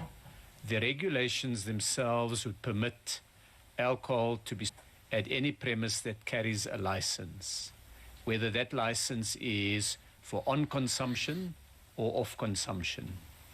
But the condition of the sale is that it can only be sold in sealed containers for consumption at home. So no one can consume it on premises. So to make that a bit more practical, it would allow taverns and registered shebeens and restaurants and so on to also sell alcohol, but subject to the condition. It must be in a sealed container, and it must be consumed. The consumer has to take it away from that premises in order to consume it at home. I should indicate that we have stressed to the industry the continuing risks, and they've undertaken to act responsibly, and we will be of that detail of the commitments the industry is making to ensure that the reopening of the sale of alcohol would not be accompanied by all of the problems that we anticipated. In addition to that, we've also engaged with the 9 provinces. Liquor is both by national government as well as by the provinces. And a number of provinces have their own legislation dealing with this. So we met with these responsible for liquor in the different provinces, and they now will talk to the liquor boards to ensure that there's some coordination so that those who have a license to sell alcohol for consumption on the premises can now utilize that to sell it for consumption off the premises. I want to emphasize that no consumption would be permitted under level 3 for any alcohol that is consumed on premises. The second issue that came up from Mercedes on the adherence to the protocols, and particular attention was drawn to the surfaces that needs to be public surfaces that needs to be constantly disinfected.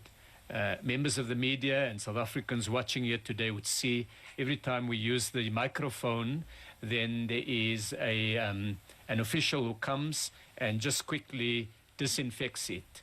And that is done if any of us are COVID positive and we touch a surface, there is a possibility of leaving the virus there, and the next person who touched that surface then picks up that virus. The minute they touch their own face, there is a possibility of transmission of that virus. So that's one element of a range of measures. And Mercedes correctly pointed out that there's not one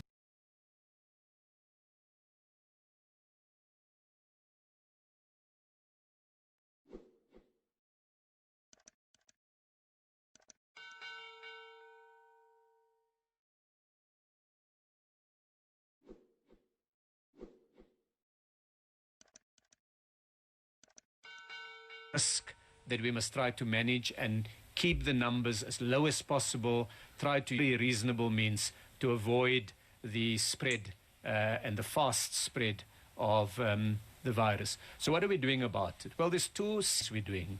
The one is to make sure that what needs to be done at each workplace is clearer to everybody.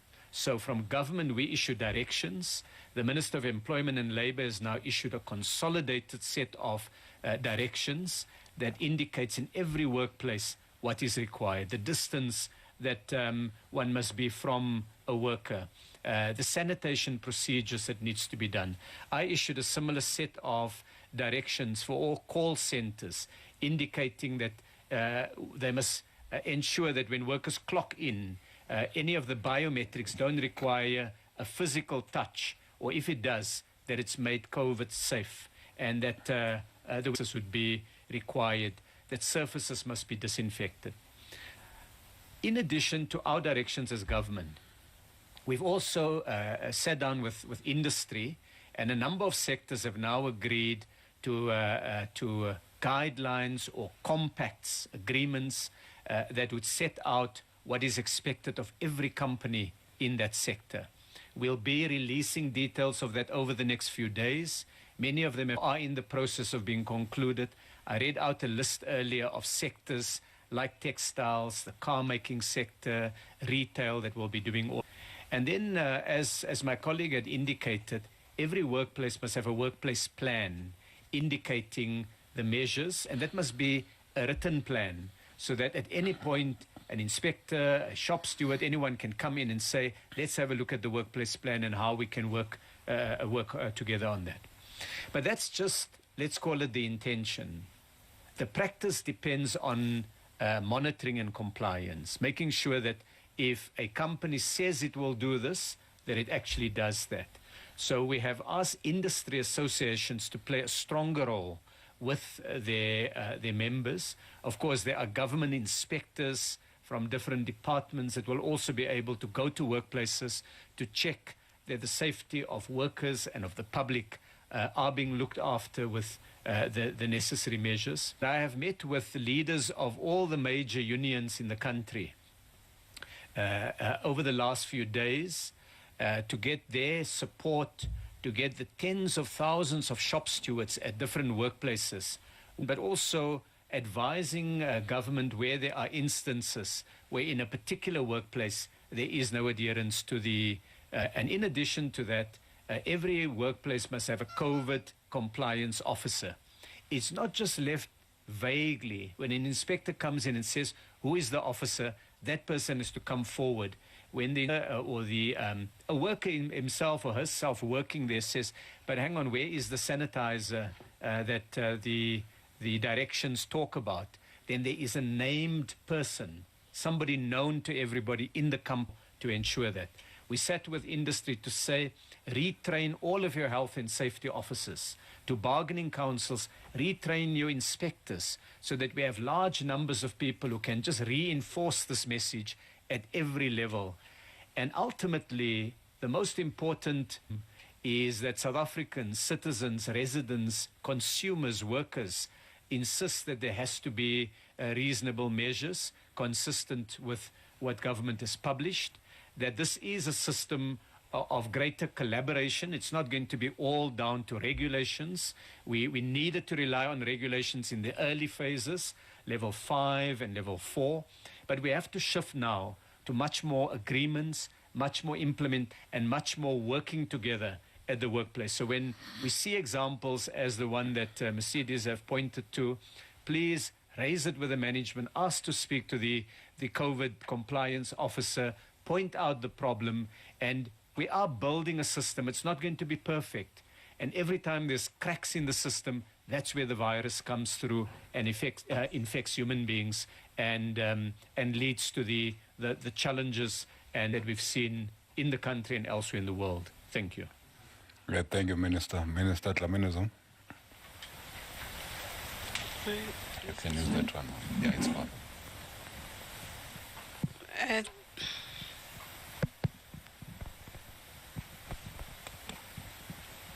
Hello. Okay.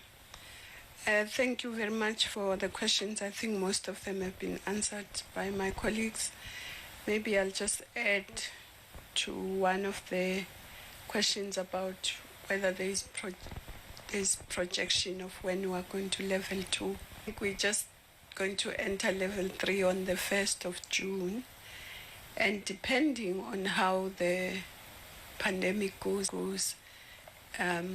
we can't tell right now, as my colleagues have said, when we will be able to go to level 2. But as we are entering the differentiated risk, so it may be that there may be places that may go to level 2 before others. But for now, we're all going to level 3 with the hotspots where more stringent measures may be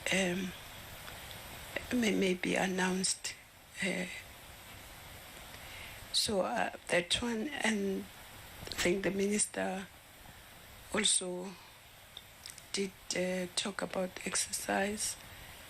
We must do what the president said, not in groups, 6 to 6, social distancing, masks.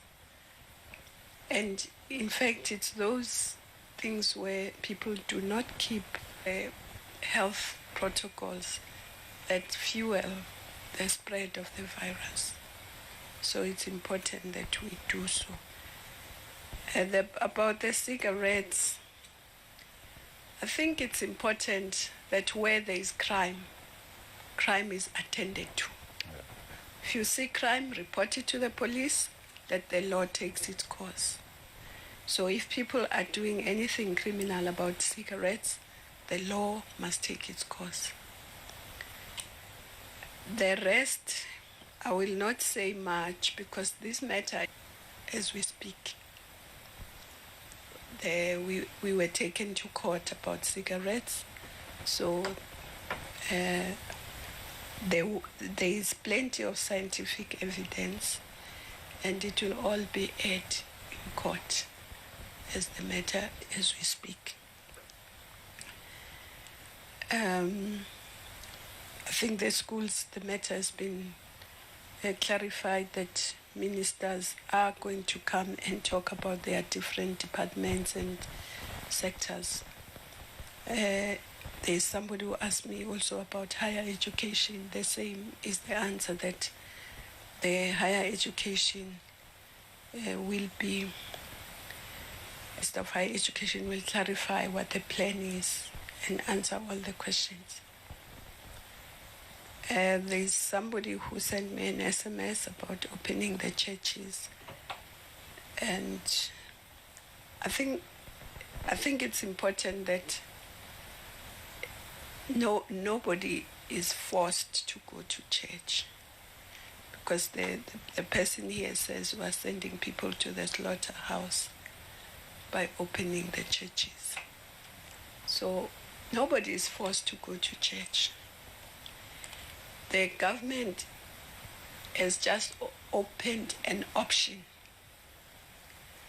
and there are very strict and stringent measures that have to be followed when people go to church. Not just the numbers, but what must happen, and it will be published. These measures will be published.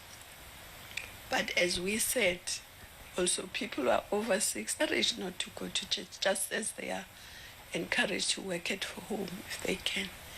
But there is no one who is not forcing people to go to church. It's an option that is being opened, and if people feel they don't feel safe to go to church, they shouldn't. That would be my answer to the SMS here. I think with the questions, yeah. Thank you very much. We will now take the second round of questions. Do we have anything online? And maybe let me just say, on the sports issues, the Minister of Sports will also come, and he will clarify all the questions about sports. Thank you. Thank you very much. Any online? Okay. Nanga?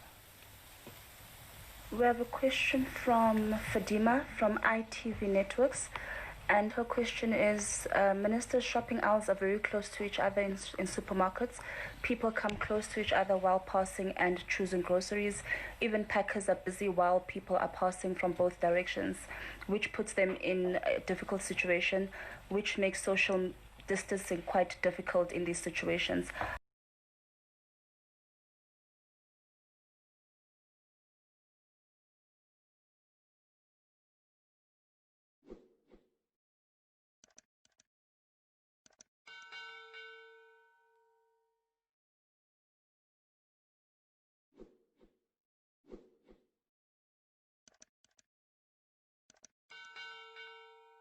From friends and loved ones. Is this concern for the psychological well-being, which the President spoke to, limited only to people who attend relief? Infection rate is high, even with protective measures.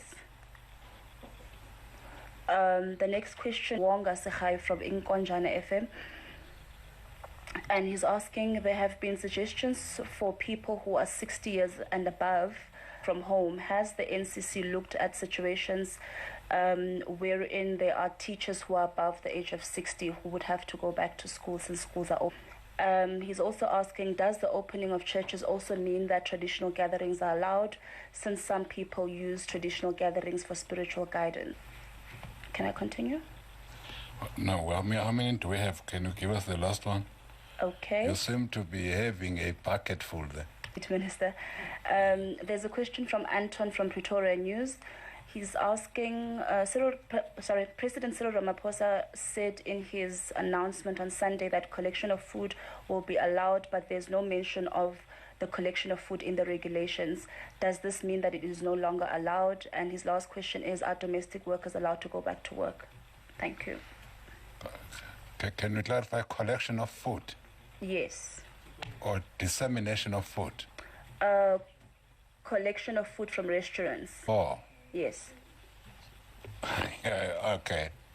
I thought that meant the dissemination of food parcels. Colleagues, who wants to start? Maybe the one of the schools, can we allow the relevant ministers to respond to that tomorrow? It's not too far from now. It's tomorrow morning. Maybe let me just alert South Africa that from here, after these ministers are done, at 5 o'clock, we will have the minister dealing with the JCPS, police, defense, home affairs, justice, coming to also put their preparedness for level 3. Then tomorrow morning at 10, we'll have the social cluster. The social cluster includes ministers of higher education, ministers of basic education, ministers of social development, minister of health and others. So we will have, of course, minister of arts, culture and sports all be here. And then in the afternoon tomorrow, we'll have the economic with ministers of employment and labor, ministers of mining and minerals and energy, ministers of land and agriculture, minister of trade and industry. I don't know whether he'll come back again because he's here. So we have all the ministers coming to speak to us as South Africans on what is the preparedness of the various clusters for level 3. That answers the school's question. Colleagues, Minister Damula. I will answer the one of gatherings. That gatherings are prohibited, except the gatherings that were specifically allowed in terms of the regulations for base institutions. As the minister has already said, a funeral, a gathering at the workplace for workplace, an agricultural auction, subject to the direction issued by the cabinet member responsible for agriculture. So those are the only forms of gatherings, including the one that we have just mentioned of a professional non-contact sports, which players, match officials, journalists, and medical and television crew, as per directions issued by the cabinet member responsible for sports. And I think he will further elaborate on that. So these are the only gatherings allowed at this stage. Thank you. Thank you very much. Minister Patel, any?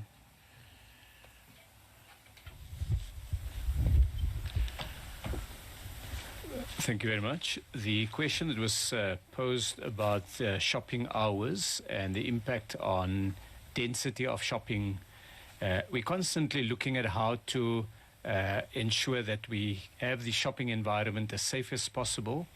And as level 3 now opens, stores will open. This may have the effect in part of distributing people more evenly during a trip to the shopping mall.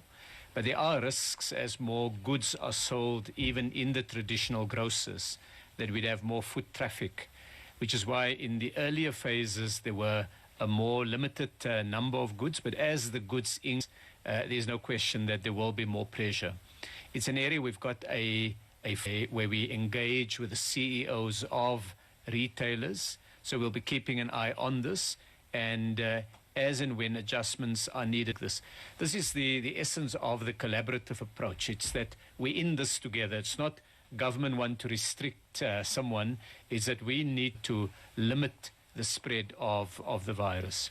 On the question whether domestic workers are able to return to work, the answer: return to work, subject of course to the health protocols being followed. There are particular challenges sometimes in a domestic environment, and we will be looking to see whether existing directions may need to be elaborated or expanded to provide for circumstances like that. But even as domestic workers return, absolutely vital that it be done in those circumstances where it can be done. On collection of food from restaurants, where you place an order with the restaurant and you go and pick up your food. That is permitted under level 3. We encourage everybody to do the ordering by phone or online so that there isn't a need to wait at the restaurant, because it's those when people congregate and one person sneezes or coughs, touches a surface that someone else then touch, that there are greater risk. If we can keep people moving quickly, if the store disinfect the surfaces, if some drive-through arrangements are used and curbside delivery arrangements are used, all of those can help to reduce the risk. We can't eliminate risk completely. The virus will spread. It's how to avoid it spreading so fast that it overwhelms the healthcare system, and that's what we're seeking to do. And for that reason, a lot of our discussion over the last number of weeks has been the logic of the risk-adjusted approach to more and more constituents, to take everyone into our confidence and say, it's not really about finding a loophole in the regulations. It's worth to get the intent and purpose of the regulations embedded in the practice in a workplace, and that's what we're seeking to do more and more. We look at the impact that the spread of the virus can have in a particular workplace, but we also look at the impact that it can have when many workplaces are opened at the same time. There are some sectors where more work needs to be done with that sector. There are some sectors where we learn from level 3 and see what are the learnings that can be taken to the additional activities. But most economic activities have opened now. The value of the phased opening, the step-by-step, is mistakes, as we have lapses, as one of the journalists pointed out earlier, where a particular building is sanitizing the surfaces properly. As we learn those things, we can incorporate it as we open up. So that's the essence of the risk-adjusted approach. Level 3 is about taking that risk-adjusted approach and saying greater responsibility on workplaces, on businesses, greater role and responsibility that health and safety officers, COVID officers, and COVID compasses, and of course, importantly, shop stewards can play in helping to make the working environment a safe one. Just as in many trade unions focus on improving the standards of living of workers, in this period, a lot of the work and the collaboration and partnership must be about saving lives, because we've balanced the importance of saving lives and on securing and protecting livelihoods. Thank you. Thank you, Minister Patel. Minister Dlamini-Zuma.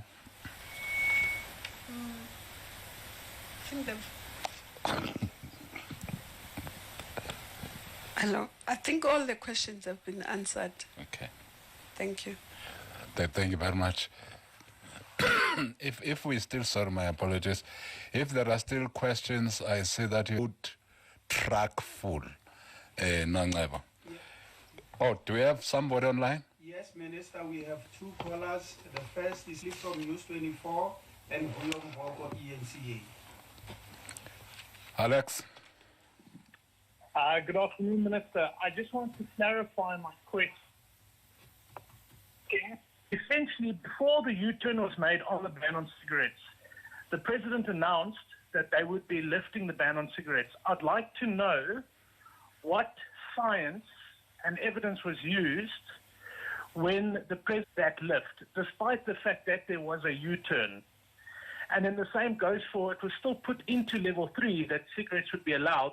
So I want to know what science and decisions was that based on, despite the fact that you guys eventually decided to continue the ban. That's my first question. My second question is, were there experts or scientists consulted on the ban of tobacco products? From the court papers, it appears that only studies were used that affirms government's position. Did you weight these studies against other studies that came to different findings?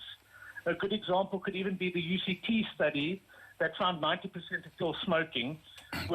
Just before you continue, you are saying you are aware that this matter is before court, isn't it? Yeah, sure, but this information would not be sub judice. Who says that? Is standing at least. Definitely, any matter that is before court can't be discussed in a public, because we are preparing ourselves to defend ourselves in a court of law. Can we allow the court process to continue without being disturbed by ourselves? All right. Thank you very much. So we are not going to answer to that question because from our understanding, it is sub judice. All right. Thank you, Minister. In that case, and COVID-19 mortality appears to be a lot stronger than smoking. Therefore, fast food and fizzy drinks will obviously be pretty dangerous. Why wasn't a ban considered on these to protect against the same possible outcomes as cited for the ban on cigarettes? That's all. Thank you, Minister. Yeah, kunzima serious. Next. Mvuyo? Yes, Mvuyo saying. I heard the minister saying, or pointing to the obvious fact that no one is forced to go to church. But of course, I mean, we have a history here of people who are desperate to be healed of their sicknesses or who are getting exploited by some of the religious leaders we've seen lately. And on top of that, it is a fact, it's been proved that mass gatherings have made a big contribution in the rising numbers of people infected by, as we have seen in places like the Eastern Cape, on the back of funerals there. Which then brings me to the question, what actually made the NCC to change its decision on religious gatherings, and why was the announcement not made by the president on Sunday and was rather made later? By the way, let me answer the question, Vuyo. First of all, you will know that the president with various sectors, and the ministers have said so, various sectors and various groupings, including the faith groupings in our country. Indeed, the president did indicate in his address to the nation that he is continuing these meetings, our faith-based organizations. It was after he had concluded these meetings that the president then came to the sea. When did we have the NCCC? On Tuesday.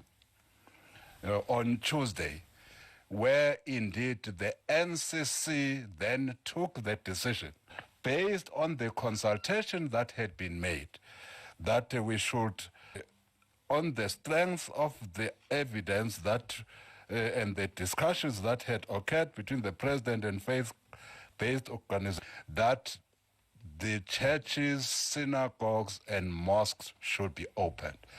That is the decision of the Coronavirus Command Council. Of course, also a decision of our cabinet, and informed by the discussions that have been held between us and the faith-based organizations. That's why then the president later on Tuesday then spoke on this matter. I hope that you are aware of these timelines, Vuyo. That yes, but can't you enlighten us on the arguments as Minister Dlamini-Zuma did with on the arguments? So that we understand what the issues were, because and I'm not coming from any particular sort of ideological premise. I'm just trying to understand that in the management of the pandemic, where it has been proven that an assembly of groups of people contributes to the rise in the numbers of cases, what persuaded the president or whoever took the decision finally that's the way to go? It will help the nation, I think, if we understand. First of all, we have agreed funerals at 50 people. And as you will also know, funerals normally start in these houses or start there. So you have got 50 people who attend a funeral, who starts at the house of worship, and thereafter sits to a place where the person will be laid to rest. The argument by churches was that if you have allowed 50 already, does it make any sense, or is it rational for you to disallow churches if they maintain the 50? If they maintain the 50, the same number that we have allowed for us, the same number that comes to churches for funeral purposes, why would you not allow the same number? Now, where you are not correct, we are saying even the churches, this is what the ministers have said, will have to adhere to the health and hygiene measures that we have pronounced, including social distancing. So again, key to hygiene measures is that you cannot have more than 50 people in any worship house. So normally our churches, I don't know whether you know how many people go to our churches. We have loads and loads of people coming to our churches. That has now been curtailed to the number 50. That number must also ensure that there is social distancing. The Minister of Cooperative said, if with social distancing the church can't take 50, the church will be then forced to take lesser numbers. Of course, also the church must adhere to the other prescripts, health prescripts, including mask, wearing of masks, including the washing of hands, etc., etc. We think that as the NCCC and we have taken the necessary precautions, that protocols that churches must adhere. By the way, those protocols are also in our regulations. Those protocols are in the regulations that work. They are in the directions that we are putting forward, how churches should arrange themselves, what are the numbers, and what are the measures that they should adhere to. So we have taken all the precautions. Let me go again to one question that has been raised. Somebody said that the church activity in the Free State contributed to the spread of the disease. Yes, but there were no measures there. There was no number 50. There were no masks that were prescribed at that time. Also, there was no social distance. There was no washing of hands at that time. Equally, even the difficulty that we had in the Eastern Cape, that difficulty arose because these measures had not been. Can we allow the churches to practice these measures and open? And again, the churches, by the way, have said to all of us as government that they will adhere to the spirit and every detail of these measures that we are putting in place. This is what informed the decision of cabinet. This is what informed the decision of the National Coronavirus Command Council to open for the churches, because they are ready to implement all these measures that we have to combat the spread of coronavirus. Similarly, by the way, if you make these measures applicable to industry, indeed we have opened the industry. The Minister of Trade and Industry, over 8 million people on the 1st of June on Monday will be going to work. Various sectors of the economy will be open. On what basis then do you say a church that says we observe these measures, that will be observed by all these other categories that will be open, on what basis do you then say they cannot open? It became very hard. So we are leveling up with you, Vuyo, but also leveling up with the people that all our churches, all our mosques, all our synagogues will adhere to all the measures we have put in place. They will adhere to social distancing.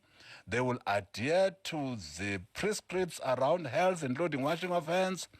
They will adhere similarly to wearing of masks in the churches, because this is the law now. So all of us will adhere to this law, and all church leaders in their meeting with the president and members of the executive have said, President, we ask him to adhere to all these measures. On what basis would we then have said, no, you can't open? I don't know whether you want to add anything, colleagues, or have I covered you? No, you are covered. Very well. Thank you very much. That explains.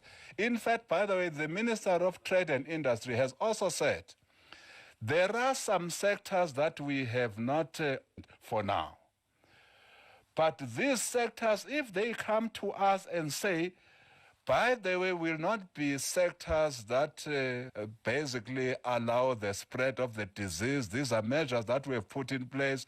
In fact, there are discussions that are ongoing as we speak now between some ministers and some sectors. So our cabinet and as the NCCC is whether there are measures in place to combat in any sector, not only in the churches, but in any sector, including the sectors that will be opening on the 1st of June 2020, this coming Monday. I hope I've answered your question elaborately for you. Was there any other question? Yes. Yeah. Just a reminder on the question on domestic workers, whether they are allowed to go back to work. Oh. Okay. Yeah, who wants to answer it, Clement? But maybe we can... Yes, they are allowed to go back to work. Yeah, they are part of the working sector. All workers are allowed to go back to work on condition that they adhere to the measures that we have just spoken to, including domestic workers. And also, some of them are actually a support structure for those who are going back to work, True, yes. especially also essential workers and others. Thank you. Nangan? Charlotte from EWN is asking what kind of notice will be given to hotspot areas before their lockdown status is changed? Will it be a matter of... And she's also asking how much thought was given to the knock-on effects of allowing alcohol to be sold again, especially given the extra burden this will place on trauma units and the health system at large. Then there's a question from Jill from CCTV Joburg. Have been separated from older parents and working children who live in different towns and provinces now for about 63 days. What is available for families within provinces to see each other, and will families be allowed to see each other interprovincially as well? Then SA is asking, will weddings be allowed under level 3? And just an added question to that is to just clarify whether those people who will be going back to work under level 3 will need a permit to go back. James de Villiers from News 24 is asking, will professional sports matches be allowed, and what will the conditions be? Can we hold on that question? The Minister of Sport will be here to explain the circumstances around sporting and arts. Okay. I think it's tomorrow. Is it tomorrow? On Saturday. On Saturday, yes. He's from Fin24 is asking, may the ministers please provide clarity on why head tea services may not operate under level 3? These are industries which are arguably highly sanitary. And is that not the fifth one? Can you count? Thank you very much. I think it was the fifth one. Okay. Who wants to start, colleagues? Lamula. Lamula, you want to start? No. Okay. This time, no. Okay. Sis. Thank you. Weddings, level 3 are not allowed yet, but people can get married. It's just the wedding celebration, as far as I know.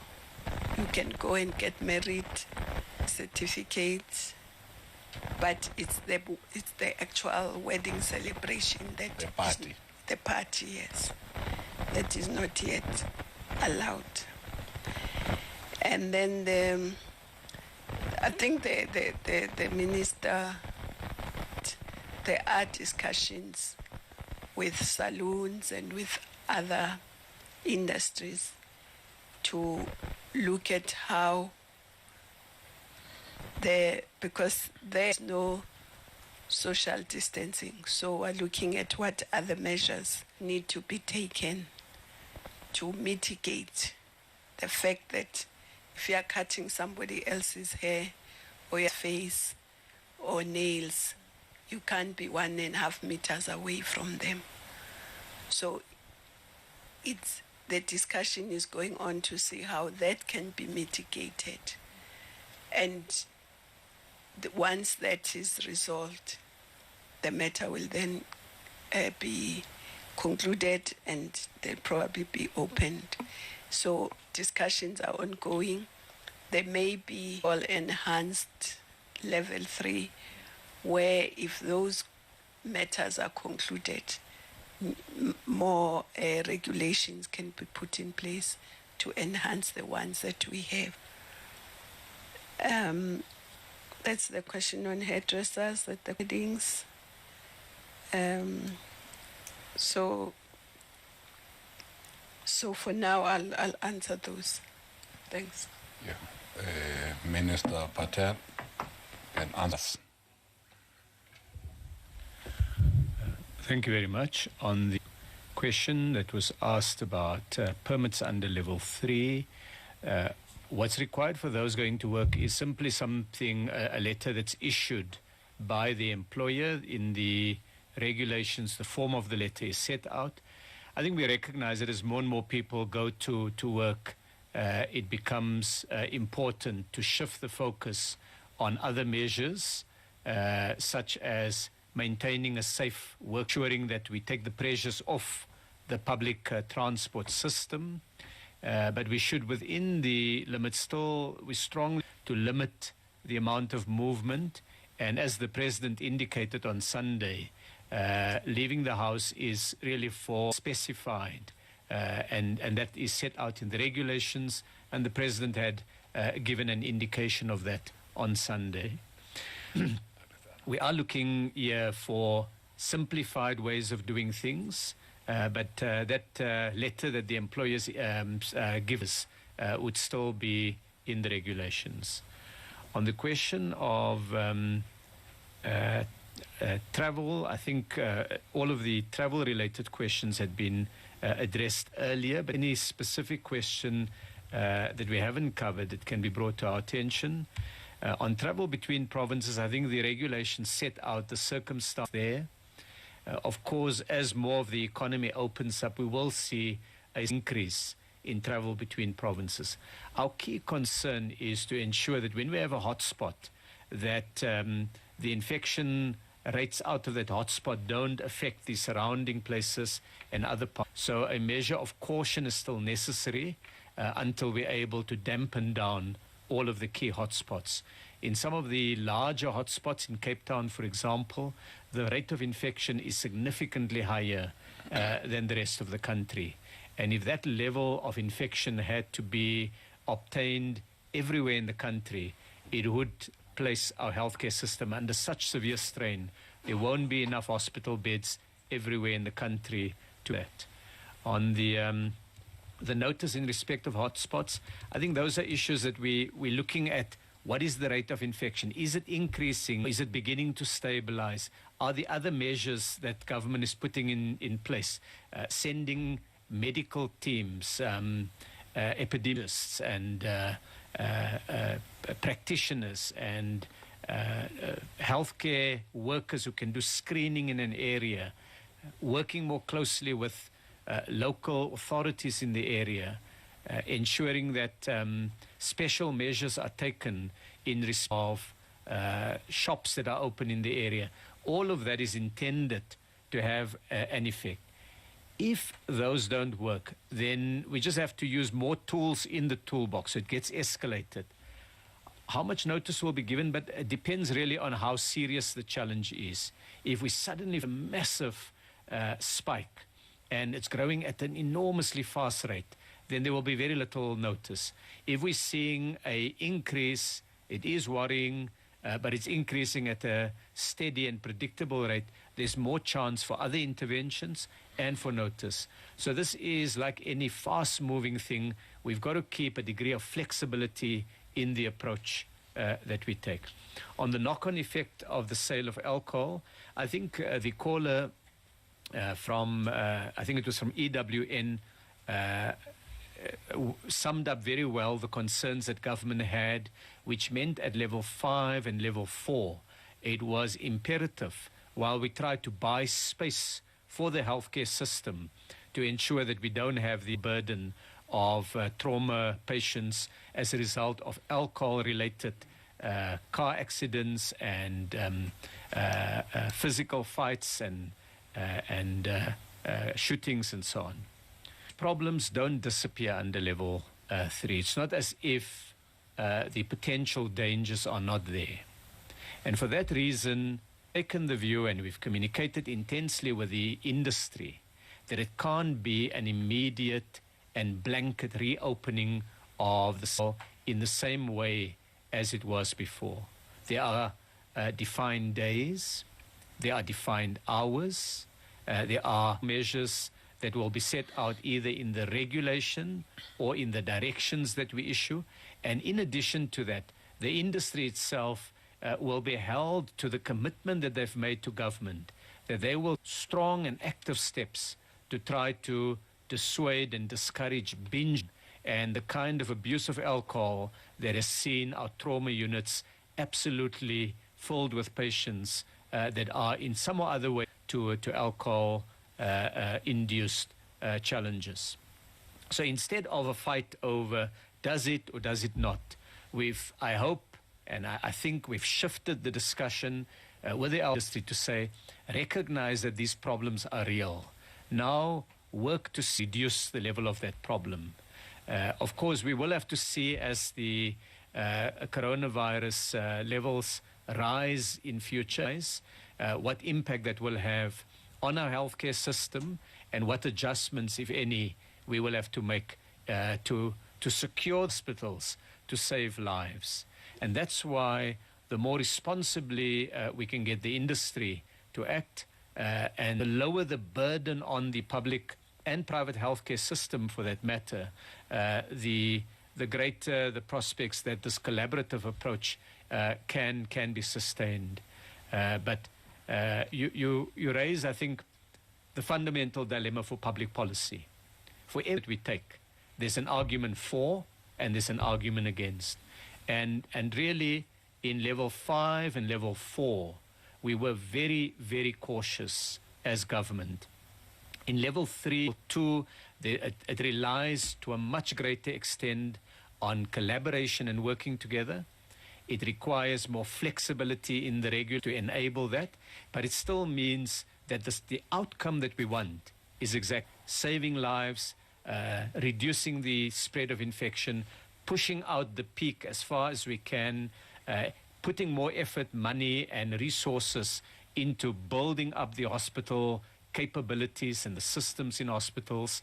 The President mentioned a major automaker, VW, that is building a hospital in on premises owned by the company where 4,000 beds will be available. We also have another automaker in the Eastern Cape, Isuzu, made their team of engineers and workplace specialists available to go to the local public hospital, refurbish it, clean it up, improve the flow so that patients could go through more easily and expand the facilities that are available.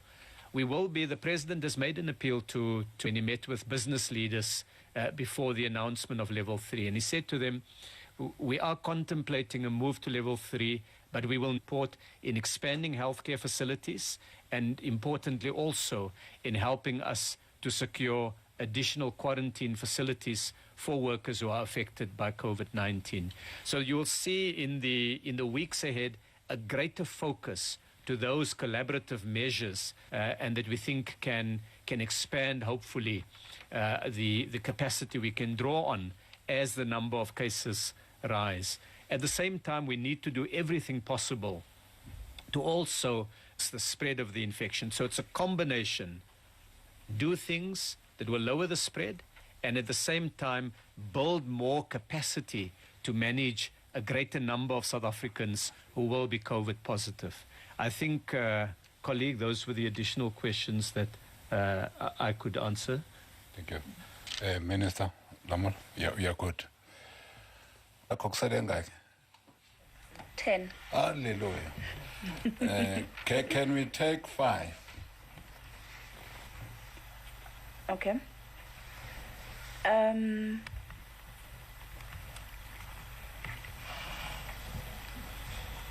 Sorry.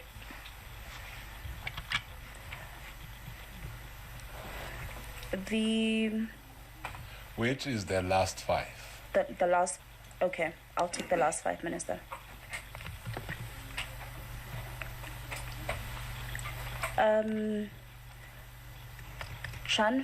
John Fraser from ZA Confidential is asking, Minister Patel had referred to directions for call centers and is asking whether those have been made public yet. Then there's a question from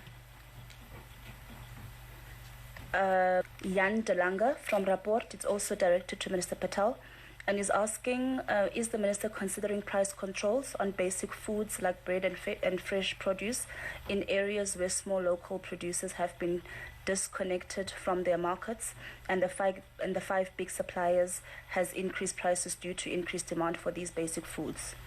And is also asking whether any special arrangements have been agreed upon with the liquor industry to prevent that is expected on Monday morning, when the sale of alcohol will be allowed again. Mike Cohen from Bloomberg is asking, why do parks and benches remain closed? Parks and beaches remain closed. This does not cause other places where people exercise. Basically asking why are we not opening beaches and parks. Pete 4 is asking Minister Mthembu to clarify. He says, Minister Mthembu says evidence was considered in meetings between the President and religious leaders before the decision was taken to reopen places of worship. What does this evidence entail? What is the evidence based on? And given that churches in Korea and in Bloemfontein were considered super spreaders of infections. The next question, which is the last one, from Evelyn from Caxton, Durban, and it's directed to Minister Patel. With the reopening of microfinancing enterprises, what controls is being implemented to prevent people from becoming seriously over-indebted out of desperation due to hardships like job losses resulting from the pandemic? Does the Minister have any idea if this is going to increase the repo and landing rate? And she's also asking, what is the stage going to use to replace the state? I think she wanted to say the state. What is the state going to use to replace the taxation income loss resulting from the ban on products that usually attract sex? Thank you. Sen or syntax? Syntax. Or syntax, or test syntax. Okay. We have one caller from Finwick. Finwick? It's Marian Isa. Oh, that caller is coming back again. Kolomasis. We are listening. Well, we caller. Let me answer the question again directed to me. What is the reasoning for when they were seen to be the spreaders in the Eastern Cape and the Free State? Now, we have answered the question. We said in the Eastern Cape, as St. John's, when that spreading happened, it was because, amongst others, they did not have the protocols that we have now. Similarly, even in the Free State, there was no social distancing. The churches could accommodate millions or thousands of people at the same time. We are now saying churches can only accommodate 50 people. Even with the 50 people that can be accommodated maximum, worshippers, there must be social distancing, even amongst the 50. And if the social distancing makes the place not workable for 50 people, indeed, the churches might as well go to 40, 30, but they can't 50. So these are rules and laws that we have put in place to ensure that there is no spreading as it happened earlier on in the churches. Secondly, we are saying, indeed, even the churches must adhere to the hygiene and health of sanitizing as people come in and ensure that, indeed, we are not having the problems of touching and hugging. They only apply to churches, but to all of us. Touching, we are no longer hugging. So this protocol will also apply to churches. We believe with all these measures that we are putting in place, the opening of churches pose the risk that they would have posed had we not put in place these measures. Therefore, we are convinced that we have done everything in our power. Of course, working with the faith sector. We are a government that is consultative by its very nature. We have consulted with the churches. They have agreed, by the way, to all these measures. That you won't have a synagogue, you won't have a mosque or a church that will have more than 50 people at any given point in time. But even those 50 people or worshippers will be subjected to social distancing and all the other measures that we have spoken to. So we believe all these measures really mitigate against the contracting of coronavirus in our churches, in synagogues, and in our mosques. So I hope I've again answered the question. Who wants to come in now? Patel, Patel, you seem to be most loved this evening, this afternoon. They love you to bits. Okay, no, thank you very much. With so much love from the media, how can I go wrong? First, let me start with the question asked by John Zer, which is the call center directions. Has it been made public yet? The answer, John, is that I issued it on the 9th of April, and it was published in the Government Gazette. It was then used as the basis to open call centers, and it provided a set of directions and measures that every call center needs to have in place. And I gave some examples of it earlier, and those included things like that there must be a 1.5 meter gap between workers when they are working, that no workers would share the same utensils in the canteen or the same equipment on the in the workplace. It included measures to require the company to think carefully about clocking in arrangements in the morning, because these call centers employ large numbers of people. In fact, South Africa has become a major location for not just for businesses locally, but in fact for global companies who see South African workers are skilled, they are flexible with language, they're able to utilize what they've learned locally and provide answers to the problems that customers of big global companies have. Those operations have restarted, so the value of that direction has now been realized. We've also taken many of the learnings from that and incorporated in the regulations issued by the Minister of Employment and Labour, and that too announced. Let me come next to Jan's question on price controls and rising prices of basic foods. There are two challenges with rising prices. The first is when prices rise because your core costs have gone up. For example, if we buy wheat from elsewhere in the world, we import the wheat. When the rand is weaker, every ton costs more because the price is in dollar, and as the rand value declines against the dollar, you need more rands to buy the same quantity of wheat as you bought before. Now, there's not much we can do about that because that's outside the control of anyone. But there's a reason why prices rise, and that is because someone in the supply chain decides, here's a crisis, people are desperate, let's put up our prices because they don't have any alternative.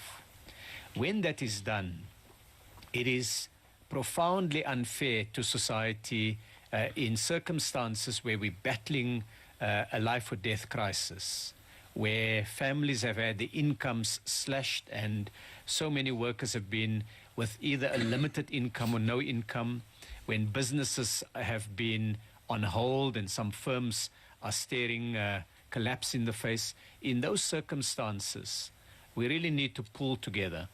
And so we are using our legislation, the Competition Act as well as the credit legislation, to act, the consumer legislation rather, to act against companies and middlemen who seek to exploit a temporary shortage by rapidly raising their prices.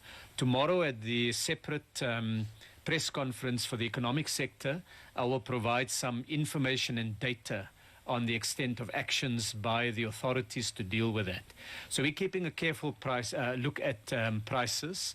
The retailers and producers have said that they will not unnecessarily increase prices, and through the various measures available to the state, we are, of course, monitoring what is happening there.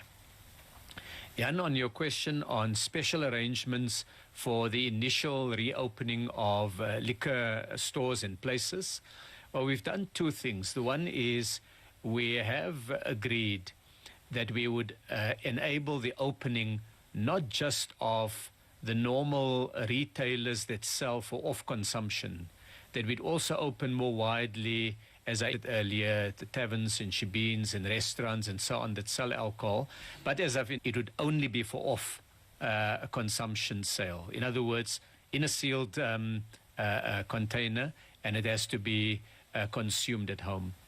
So that will hopefully reduce the number of persons who come to any one place. We have asked the industry, we've said to them, we can either regulate this matter or you can self-regulate. They have indicated that they will take firm steps to reduce that rush, and I think we will hold them to that. And they will need to pull out all stops to make sure that there is not the kind of rush that we've seen elsewhere in the world when liquor stores opened up. And social distance will be absolutely critical, but we also call on South Africans to cooperate, to maintain the 1.5 meter distance, and to take every step to avoid being infected. Evelyn asked the question on microfinance and the challenge of potential over-indebtedness. And Evelyn, like the example I gave earlier, policy is about balancing different things. So in the case of lending, either to small businesses or to individual consumers, there are 2 points of view. Our legislation at the moment limits what can be done if you recklessly lend as a bank or as a retail store selling on credit. You could effectively be held liable for that, in that if the person can't pay, you stand that money. But in addition to that, There are remedies available in the law, and we have, in fact, beefed up, Parliament has beefed up those remedies, and there are new provisions that will come into effect. We're now working through the detail with industry. Now, if we are too permissive, if the system is too permissive, there's the danger of over-indebtedness. Every country faces this problem, particularly where there are large number low-income persons. And the burden sits then with individuals who are lured with easy loans, with enormous repayment terms. The legislation is too restrictive. Then people who genuinely need the support of a loan during a difficult and unusual period would be deprived of it. So it's about finding the right balance. We looked at a number of different means to do this. The first was the legislation itself, the National Credit Act. It has a requirement that lenders, people who lend money, whether they are microfinance or big banks, in both cases there's always the challenge of over-indebtedness, but there's a requirement to act within means of prudence, acting appropriately, not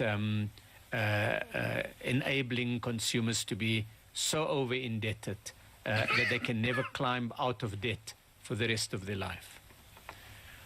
So there are two provisions in legislation that can mitigate. So the presumption, Evelyn, is that you act and lend recklessly. The one provision gives the Minister of Trade, Industry and Competition the power to effectively designate that a certain category of agreements would be called public interest agreements. The normal eligibility criteria don't apply. So you may be able to get a loan then, even though your debt levels are high. The risk with that is it has a greater prospect of being abused because it could be open-ended. Mr. Patel, sorry, disturbance. We have another press briefing at 17 hours. We are now left with how many minutes? 15. 15? Yeah. Yeah. And she has a meeting at 5. But you don't have any questions now. Yeah, you might as well leave, yes. Yeah. So I was just saying, if we can round. Okay. Yeah. So coming back then to this, there is a second provision in the law, Evelyn, which enables agency loans for specified purposes to be given, and the National Credit has, in fact, taken steps last week to enable that. On your question of the repo rate, that's a function largely of the work of the Reserve Bank. On your question, taxation, we have a very active Minister of Finance, and he's spending time thinking through with colleagues in Cabinet how best we deal with this. And I'm sure as and when he announces the budget, the detail will be set out in more detail. I thought you were saying he's spending time in Maputo. So I'm not going to respond to the just ignore that one. The witticism by the Minister of Justice, and as we greet our colleague who had to leave. Yeah. So I think that covers the issue. On the question that came up earlier on hot foods, on all of these issues, it's a matter of some degree of judgment that have to be placed in these things. There is no perfect science in it. It's trying to see how sure that the aggregate level of things that happen don't contribute to spread of the virus. I think there was a question that we didn't hear from Finweek, so I think the caller got cut off. There was, I don't know what the question on parks and beaches.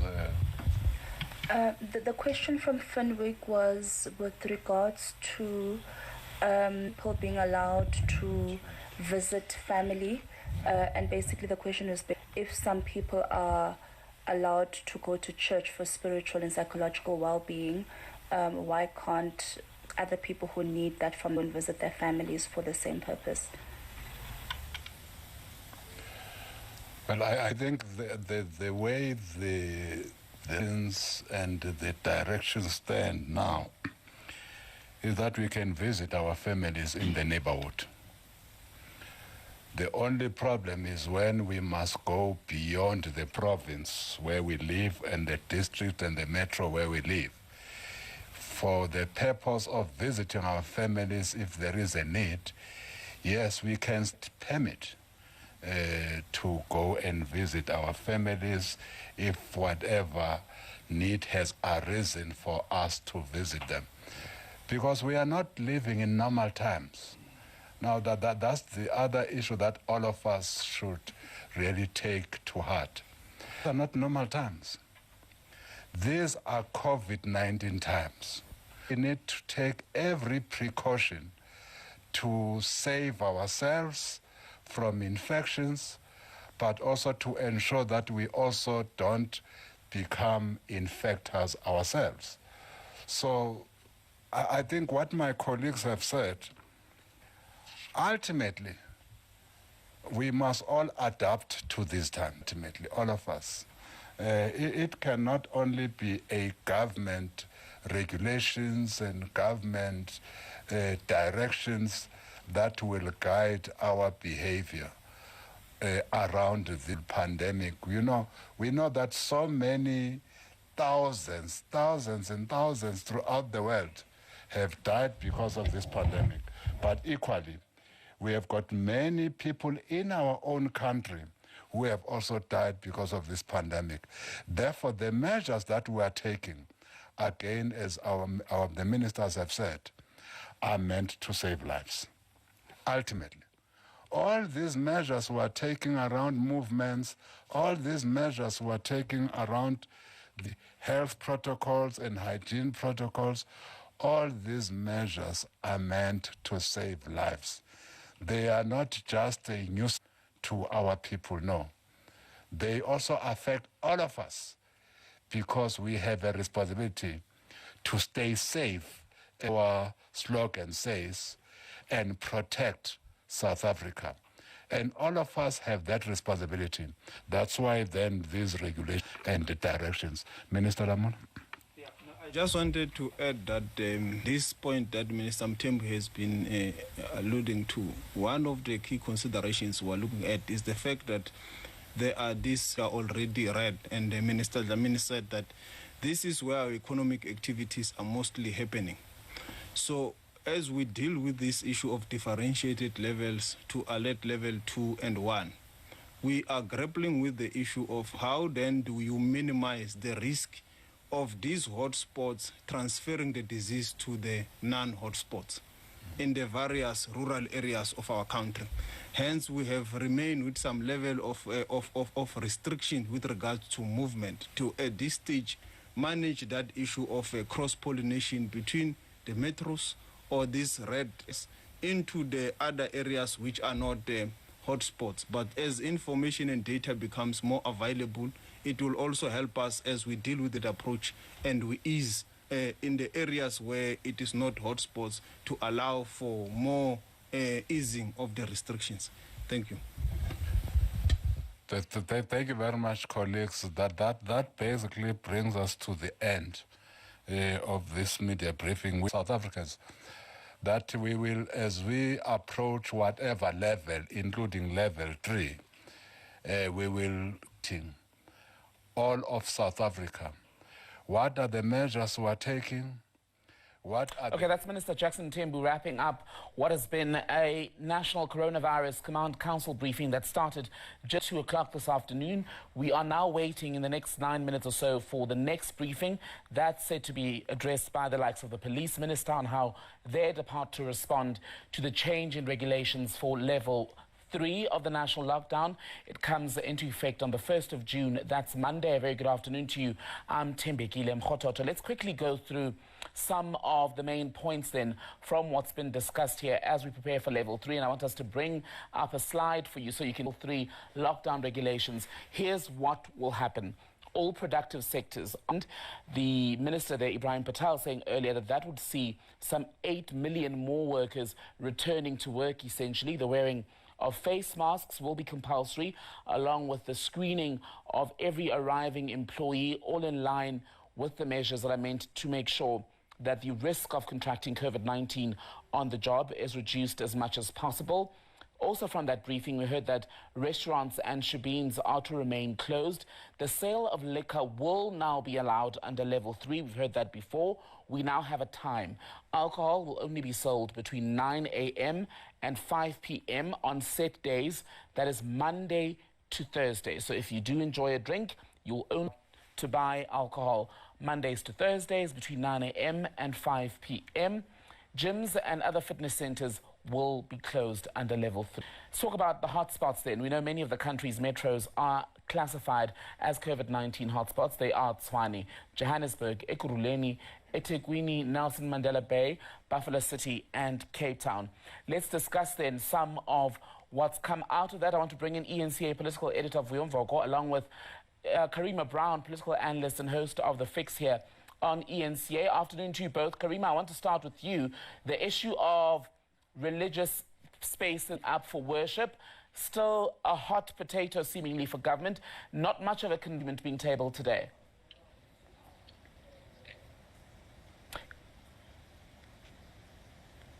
Karima, are you able to hear me? Typically, my apologies. I didn't know the... All right, I can hear you. I was saying the issue of the opening of places of worship still a hot potato. The around religious leaders and the explanation. All right, we're battling somewhat with Karima's Skype there. Yes, I was saying the explanation. Let's bring in Vuyo Mvogwa. Vuyo is in the newsroom. Hopefully that works better. Vuyo, I'm hoping you are able to hear me. You are to that panel about the decision-making, what convinced government that allowing churches, mosques and synagogues to go? Indeed, and that was really the point of my question, not what Minister Jackson Mthembu gave as an answer, which is that the necessary precautions have actually been, and there have been consultations that have been very wide and extensive, because the consistency is going to make or break, the struggle to really pandemic in ways that everyone will understood and also, buy into. So if, for example, church leaders can promise the government that they would adhere to all the strict rules, they will have sanitizers, they will keep the distance, and so on. I'm sure people who own restaurants would have made similar arguments. Why were they not listened to? And given the fact that we're dealing with a pandemic here that we don't know as much as we should know about, so caution is a very important part of the management of this pandemic. What would have been lost if had continued to say, let's not go to church for now? Of course, the Minister Nkosazana Dlamini-Zuma makes the point that, but we do know that desperate sections, of society do go to churches because they keep on hoping that they will do something in how they are dealing with their illnesses, or even if it's merely to comfort themselves. Over time, we have seen how charlatans have actually come into the space and abused, the trust that so many people is and in church leaders. So it was important to understand what the rationale of this decision was. ENCA political editor Ebrahim Patel will bring you back in the next. Shahan Ramki soon and the team from the lead standing by with 60 minutes of the day's top stories, much more analysis and comprehensive coverage of that briefing. We're also waiting for another briefing by ministers on regulations for COVID-19 level. Tembekile Mkhototo and the team back with you tomorrow at 3 p.m. Bye-bye.